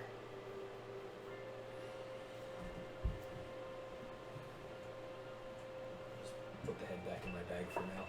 Okay. Just looking around the camp and seeing, just with the detect magic, just see what I can see. Okay. Yeah, so I mean, there's a few magic items kind of on your guys' persons at this point, which you're able to see. The that black piece of wood that you guys have brought with you, wherever it is that Brahm has stashed that right now, is that thing like in the camp? The stick? Yeah. Yeah. It's like to your sense of sensitivity to the magic around you. It's like a void that's just like pulling darkness in towards itself. But otherwise, your watch passes without incident. The remainder of the night is quiet. You kind of have several hours to yourself to think on the conversation you had with the remains of the creature and the sort of cryptic, unhelpful answers that it gave you. It's still snow on the ground, correct? Very little bit. I mean, where you guys are, is clear. You're under coverage in the woods and stuff like that. But the sun comes up the next day. Eventually, you guys kind of stir from your various slumbers, and it's light enough to kind of start your day and plan your next moves. How you feeling? Could use some tea or coffee, but other than that, yeah, not bad. Justice was not served. No, but 5-year-old ale was. Good stuff. Oh, stop complaining. You got root beer out of it. I did. It was very good burger. So what's our plan? We didn't want to bring the stick into town. Do only one or two of us want to go into town to purchase the cart so it minimizes opportunities for questioning? Braun should go into town if he's feeling up to it. People were Worried about you. worried about you. I'm okay hanging back. I can stay back too. I stick out Oh, I'll go. for more ale. Possibly. At this point, Osrius kind of like, who's been quiet a lot, says, "I'll stay here. The town was loud. I'll watch the stick. Maybe You go." see what more treasures you can get. I'm good. Got something for everyone who wanted something. I got glowy rock. Alright. You up for a short walk? Ye old porno book. Thanks. Yeah, it's a signet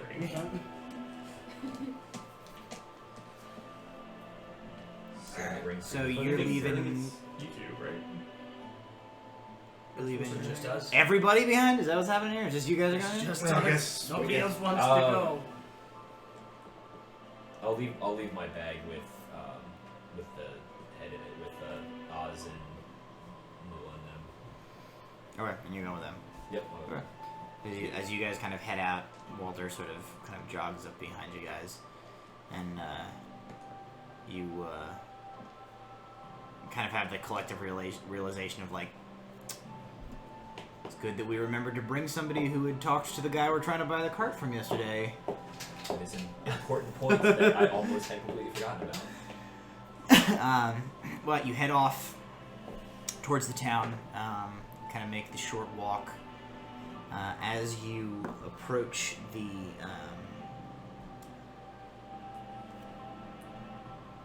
kind of the barricaded area, there is the female deputy that you are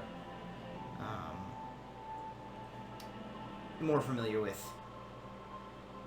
whose name I really should learn. Yes, she's a first name. Adelaide Nell. Is kind of sitting against the sort of barricade that they had blocking the road, looking kind of in the direction of the town, looking a little distracted. As you guys come down the path, she turns and looks. She says,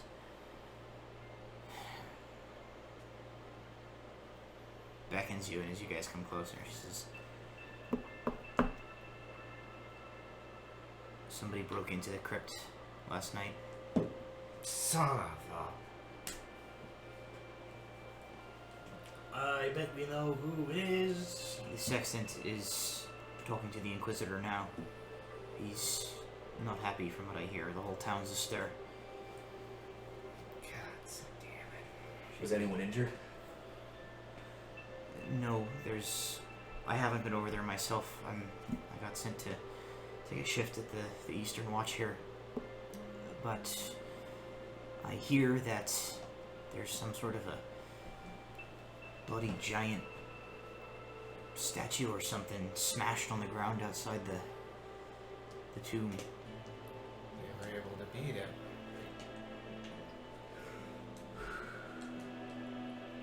Damn it all. Oh. Alright. Thank you, and thanks for not taking my head off again. Good luck. Make haste to the Inquisitor. And so they make haste to the Inquisitor. Make haste to the Inquisitor. You guys come. There is seems like half the town is kind of gathered around here, so it takes you a bit to mush your way through the press of people. They're gathered not outside the small temple itself, but like by the fence to the graveyard, all kind of craning to look in. And as you guys enter, you see Sexton Bartug, Inquisitor Highhaven, Sheriff Maddock, another one of the deputies, and the Dwarven Crypt. The doors to it, the door to it sits open. On the ground, maybe a few feet away from it, is the statue that you guys had seen within the crypt. It lays on the ground in like two big pieces, kind of smashed from like this portion, and is unmoving. The sexton is kind of crouched down, looking at it a little bit. The Inquisitor is behind him, and as you guys approach, you hear there's just like a string of dwarven cursing coming from Sexton Bartug Deep Mountain. He sort of like pauses his profanity-laden tirade as he sees you coming up. And he just like points. He says, "Bastards!" Well, I'm kind of glad Nula wasn't here. I'm not sure her dragon ears would have been able to stand that kind of cursing. But her head might literally have exploded. But it's definitely warranted. What happened to the key? was those other three, the ones we talked about before. Is anyone injured? No, there was a knock on the door last night. I don't know what time, late. I was asleep. Woke me up. Someone called from outside that somebody had been hurt. They needed help.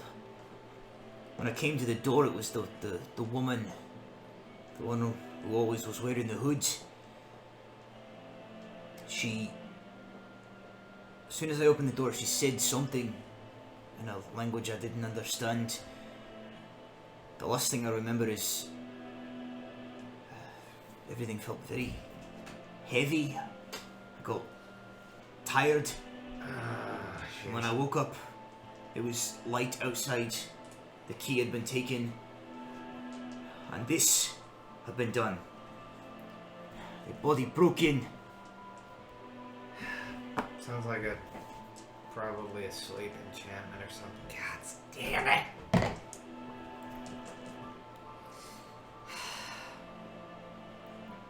Did anyone see them leave town? The Inquisitor shakes her head. She says, "Not any of my people." Or she turns. The sheriff kind of shakes his head. No. Everyone's been around here, so all the tracks are trampled. Indeed, most of the town was in celebration last night until quite late. The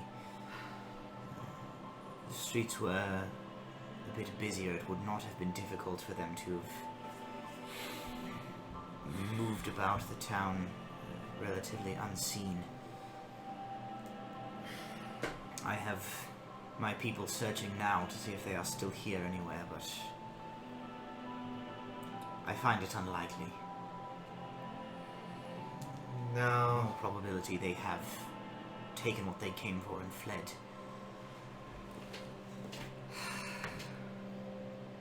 Problem is we don't even know what was taken. Is the sarcophagus open? I smashed it to pieces, the lid. Then we have a general idea of what they stole, because we did get a sense that there was something magical in there. Yeah, but we don't know what specifically it was.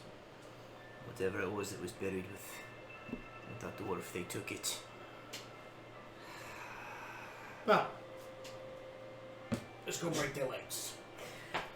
Believe me, I'm all for it, but we have no idea which way they went. We have no idea of what they took. Alright. Think. What's the nearest town from here? From here? Woodpine, probably. The nearest town of any considerable size. There are a few settlements that are no more than a few dwellings in close proximity to each other. But the nearest town of note would be Woodpine. Any major trade routes? I'm sorry, I'm not. Oh, yeah. There's major trade routes. Woodpine's right on the river. Goes right to the capital. Alright, if I were looking for a place and I make a quick sale for something like that, it would be the largest city I could get my hands on, and I could get to rapidly. So,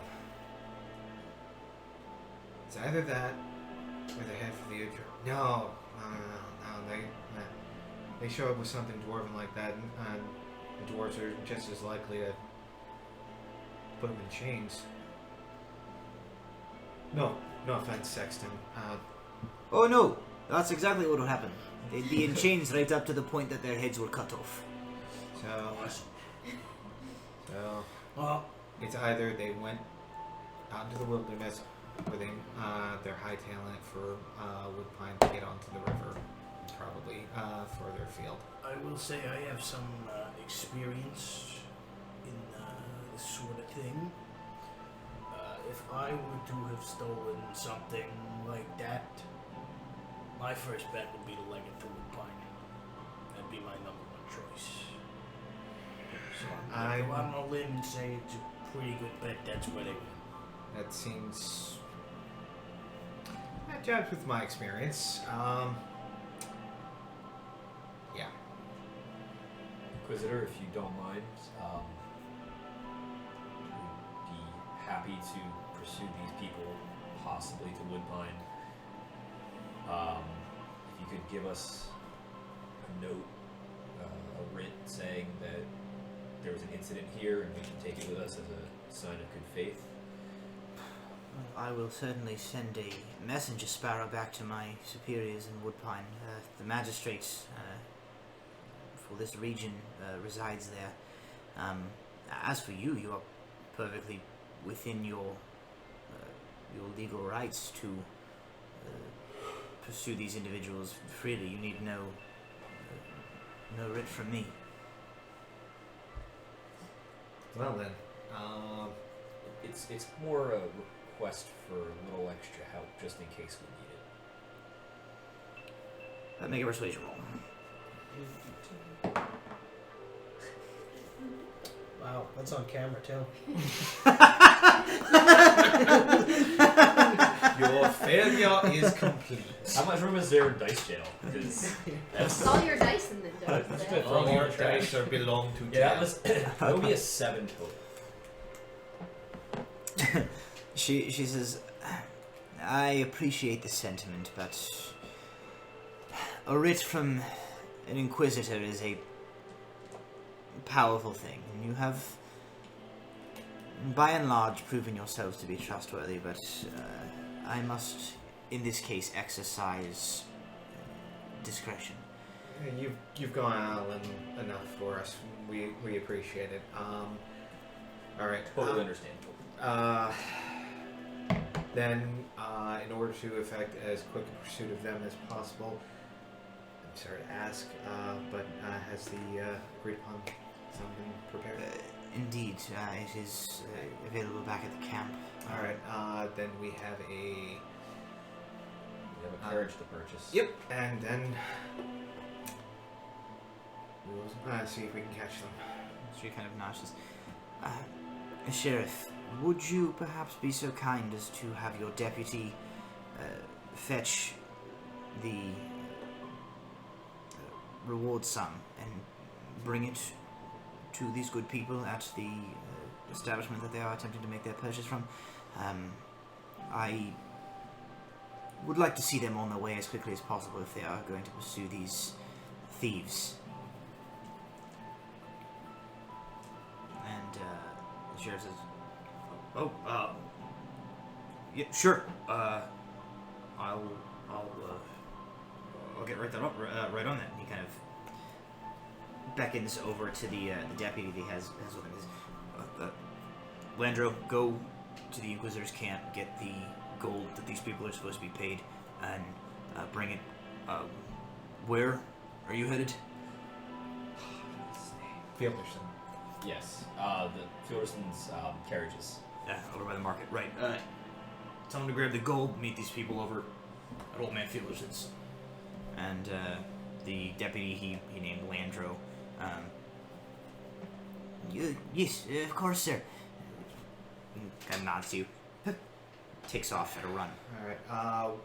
Well, we're gonna head to Fielderson's. Madam Inquisitor. I regret that I will not be able to enjoy that drink of wine with you, but please share it with your men. She kind of nods. Says, indeed. Thank you for what you have done to help the town, and good luck. May all haste be with you.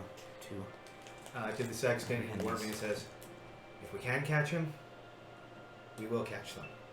And we will make them wish they'd never come up with the idea. He nods. Yeah, I'm gonna read him some of this. He sort of looks you up and down, and he says, I don't know what that is, but... You don't want to. Fair enough. You look like the type of lad who's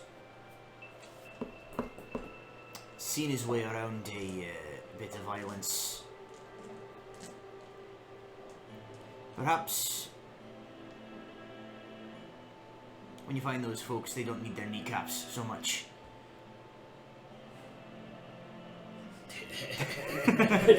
Bill just like slowly turned towards Robinson. Nonsense grin. The Inquisitor is kind of like, I must go on record that I cannot condone undue physical harm. I would recommend apprehending them and bringing them to the appropriate Mithlindian authorities. Yeah, of course, we'll bring them to the proper authorities. Just maybe without kneecaps. We'll bring them in, Madam Inquisitor. He's just kind of trying to shove Brom, which is not working at all. She sort of like shakes her head, and the sexton is like, Let's go. You guys make your way away as the sexton and the Inquisitor kind of go back to talking with one another. Sheriff Maddock walks with you guys away. That was a millennia-old dwarven statue. Ah! Sheriff kind of looks back and says, it's a shame, but from what I hear, that's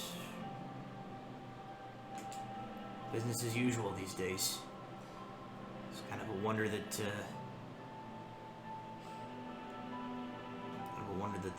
that place stayed intact as long as it did, if there was something valuable in there. And he kind of shrugs this. King Oldo doesn't like to ruffle the dwarves' feathers, so they're pretty good about leaving their stuff be this close to the border. I don't know. Who knows what was in there? Maybe it was something that was more use to the world, wherever it gets to now, than it was doing sitting down there. Yeah. Kind of makes a placating gesture. He says, look, I'm not the most religious guy. I get that some folks are. Dwarves especially seem to be pretty tied to their stuff, but whatever that was it helping anybody down there? A lot of stuff they pull out of these old places, these relic hunters. Does a lot of good for people. Depends on in whose hands they get into. True. That statue itself was a magical item. That was a protective ward. That thing moved. Oh. That I was wondering how the hell they got it out on the grass like that. Don't ask me how, but the artist that made it designed it in a way that with the right magics, that thing could move. I don't know how well, because I didn't want to test it, but it was designed to protect that sort of thing. And that kind of magic, that hasn't been seen since well before the Empire fell. I've never heard of anything like it, but frankly, I don't care for people breaking into places and stealing things in my town, regardless of my personal feelings on the merit of not trying to recover things from the past simply because they're sacred to somebody. So he kind of looks back in the direction. I don't know what the hell kind of holy man suggests breaking people's kneecaps, but I do hope you find those guys. We're certainly going to give it our best try. Yeah, it gives you guys kind of one more shake in the hands. Good luck. Thank you, Sheriff. What did he call the king? King Oldo. King Oldo. Roland Oldo. Not what I heard. All right. Would you like to share with the class? I heard dildo. Sorry. There it is. That's actually who the book is by. King Dildo.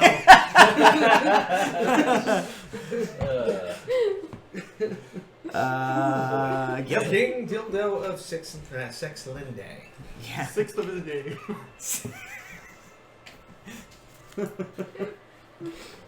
Oh goodness. Anyway, so you you head in the direction of Lon Fielderson's establishment. By the time you get there, Deputy Landro, whose last name, as you guys meet him, you learn is Redding. Deputy Redding gives you guys a sack containing 150 gold pieces. Yep. Which are you? What kind of wagon are you buying? Are you buying the covered one or the uncovered one? Covered. Covered. Okay. So the covered wagon was 50. Yep. Mules Each were mule each. is 8. Do you And want multiple mules if we're going to be on a chase? I mean, We're definitely getting 2 mules. Or you get the horse. I was thinking about the horse. You can get the horse. okay, the horse is 50. so that's 100. It'd be 100, and our take from was 150. So so it'd be 50 divided by 6. Yep. Which is fine. But so you're getting the cart and the horse, not the mules. yeah, figure we can use it. The horse might be able to The, hustle a bit better. The block and bridle, and bit, and all that stuff costs you another 2 gold. Okay. And he throws in about 5 days worth of like feed for them at no cost. So what's the total? 102. 102. Yeah, 102. So 48. we each get. So it seems a bit steep for heroes of the city, don't you think? There, guy. He starts to consider and then catches the glint of the golden D20 that I think you're about to use.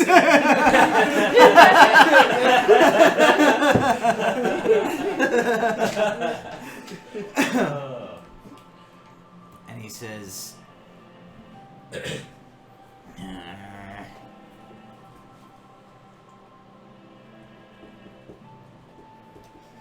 fine.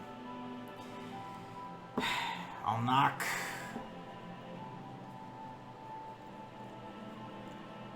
25 gold off the price. That's fair.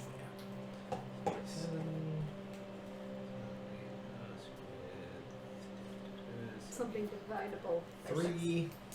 divided by 7. Kind of like collects your money from you guys. He gives you sort of like a a stink eye, but like a begrudging like businessman 12 stink eye. Like, nah, I give him the same. I'll remember my. Like, there you go. And takes it. Like takes it. He looks at you like, well, I'm sure I'll come to rue my agreeableness when I'm eating salted broth. They don't like Come salted into broth. the winter, but I appreciate this. Thank you. You're welcome. Puts it away. The signet ring. Oh. Yeah. It's worth like 10 gold.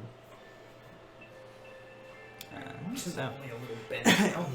he gives you the cart. He helps you hook up the horse. Gives the horse, which is a kind of like a chestnut, fairly sizable, if a little old draft horse. And he kind of gives her a good pat. He says, all right, Henrietta, you take it easy now, old girl. These people are gonna take good care of you. He kind of gives the horse a kind of a pat and bids you guys farewell. There's a Henrietta in here too. No, don't read it. It's also a horse. Okay. And he just snaps the reins and goes.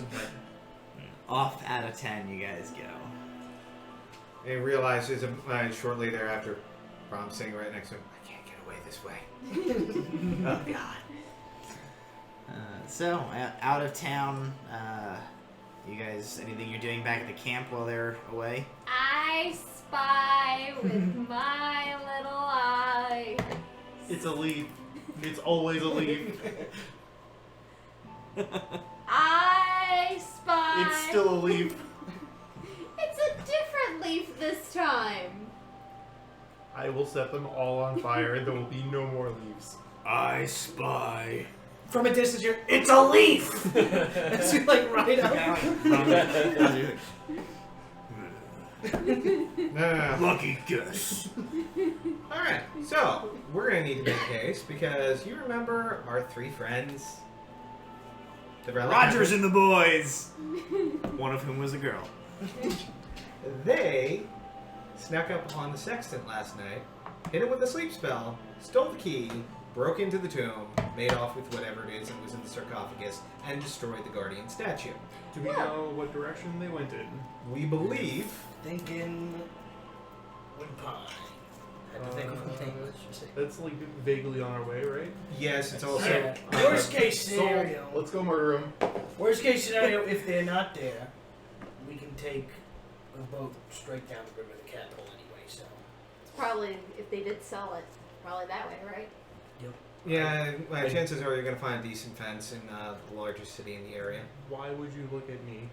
I thought you. Why would I both know where to find a fence? I know one guy. Name's Either Ricky. of them. Name's Ricky. They'll just like casually being at these two, just like. I thought you went into old temples and stuff. Not to sell. No, not to sell. Just to look at museums and stuff. Is that what you think they stole that for? Right? Could you two get on the cart, please? On the Please. cart. Thank you. I will say, a bit of World War. It very well could be who they stole it for. That's not uncommon. Hashtag Britain. I don't know. Yeah, these Indiana Jones relic hunters. Indiana Jones relic hunting is like pretty standard To be across belongs in a museum. the continent of Orahol. To be fair, that's It's in the nice town museum. out of game. That's something that Lauren has done a time ago. Alright. I know the temples mean a lot to you and all that old stuff, so we should. Old stuff. Yeah, all that old shit. Let's go. I cannot get away from this. Alrighty. So as you guys cart up and head off towards the town of Woodpine in pursuit of Rogers and the boys and their stolen relic, and eventually on to the capital city of Naviria to meet up with these mysterious employers of Torian Idrians. Spooky zombie wand still in your possession. Spooky. We call tonight's session to a close, I think. There we go. So, thank everyone for joining us tonight. Please check us out on YouTube. You can catch up with all of our back episodes there. Voting for the Golden D20 can begin if I find words. Do we have a wagon or a cart? We have a covered wagon. You have a wagon. They weigh 400 pounds. I was immediately over encumbered trying to carry the actual wagon. Why would you try and Were carry you the wagon? carrying the wagon? Oz may Oh, be you like able put to her on your. I just added it to my sheet. It was like, you're over encumbered. Yeah. But yes, Oz can carry like the wagon and the horse and all of us at the same time. I think he'd be encumbered. When by you guys that. get back and Oz sees that you like bought a horse to pull the wagon, he's like, "Why?" Because you'll get tired. She's pretty! They were out of Goliath bridles. So, please join us next week, Tuesdays, 7 p.m. right here on Proficiency Bonus. And you can stop by every day of the week for more proficiency bonus content. Many different campaigns running. Some published modules, some homebrew stuff similar to Tabletop Legends. We have a new show that just launched, Dirty 20. The premiere episode was Saturday. I'm not sure when their next episode is going to be. That's sort of more of a kind of as scheduled type of deal. But I'm sure their episode will be available to watch online before we do the D20 giveaway thing here again. I want to thank our blank one. I got 3 blank ones. Do I have everybody's? I want to thank our presenting sponsor, the 8th House and Marble Moon Studio. You can check them out at shopthe8thhouse.com and marblemoonstudio.com, where you can buy all sorts of witchy home goods and lifestyle stuff. And you can buy Tabletop Legends Magic AF mugs. You can also now, I believe, buy it without our dumb name on it, if you just want the Magic AF logo. I think they're selling those now too. So totally go check those out, but you should buy it with Tabletop Legends on it because It's awesome. it's better. I mean, clearly. Anyway, Special edition. I have a vote for Kel for presents.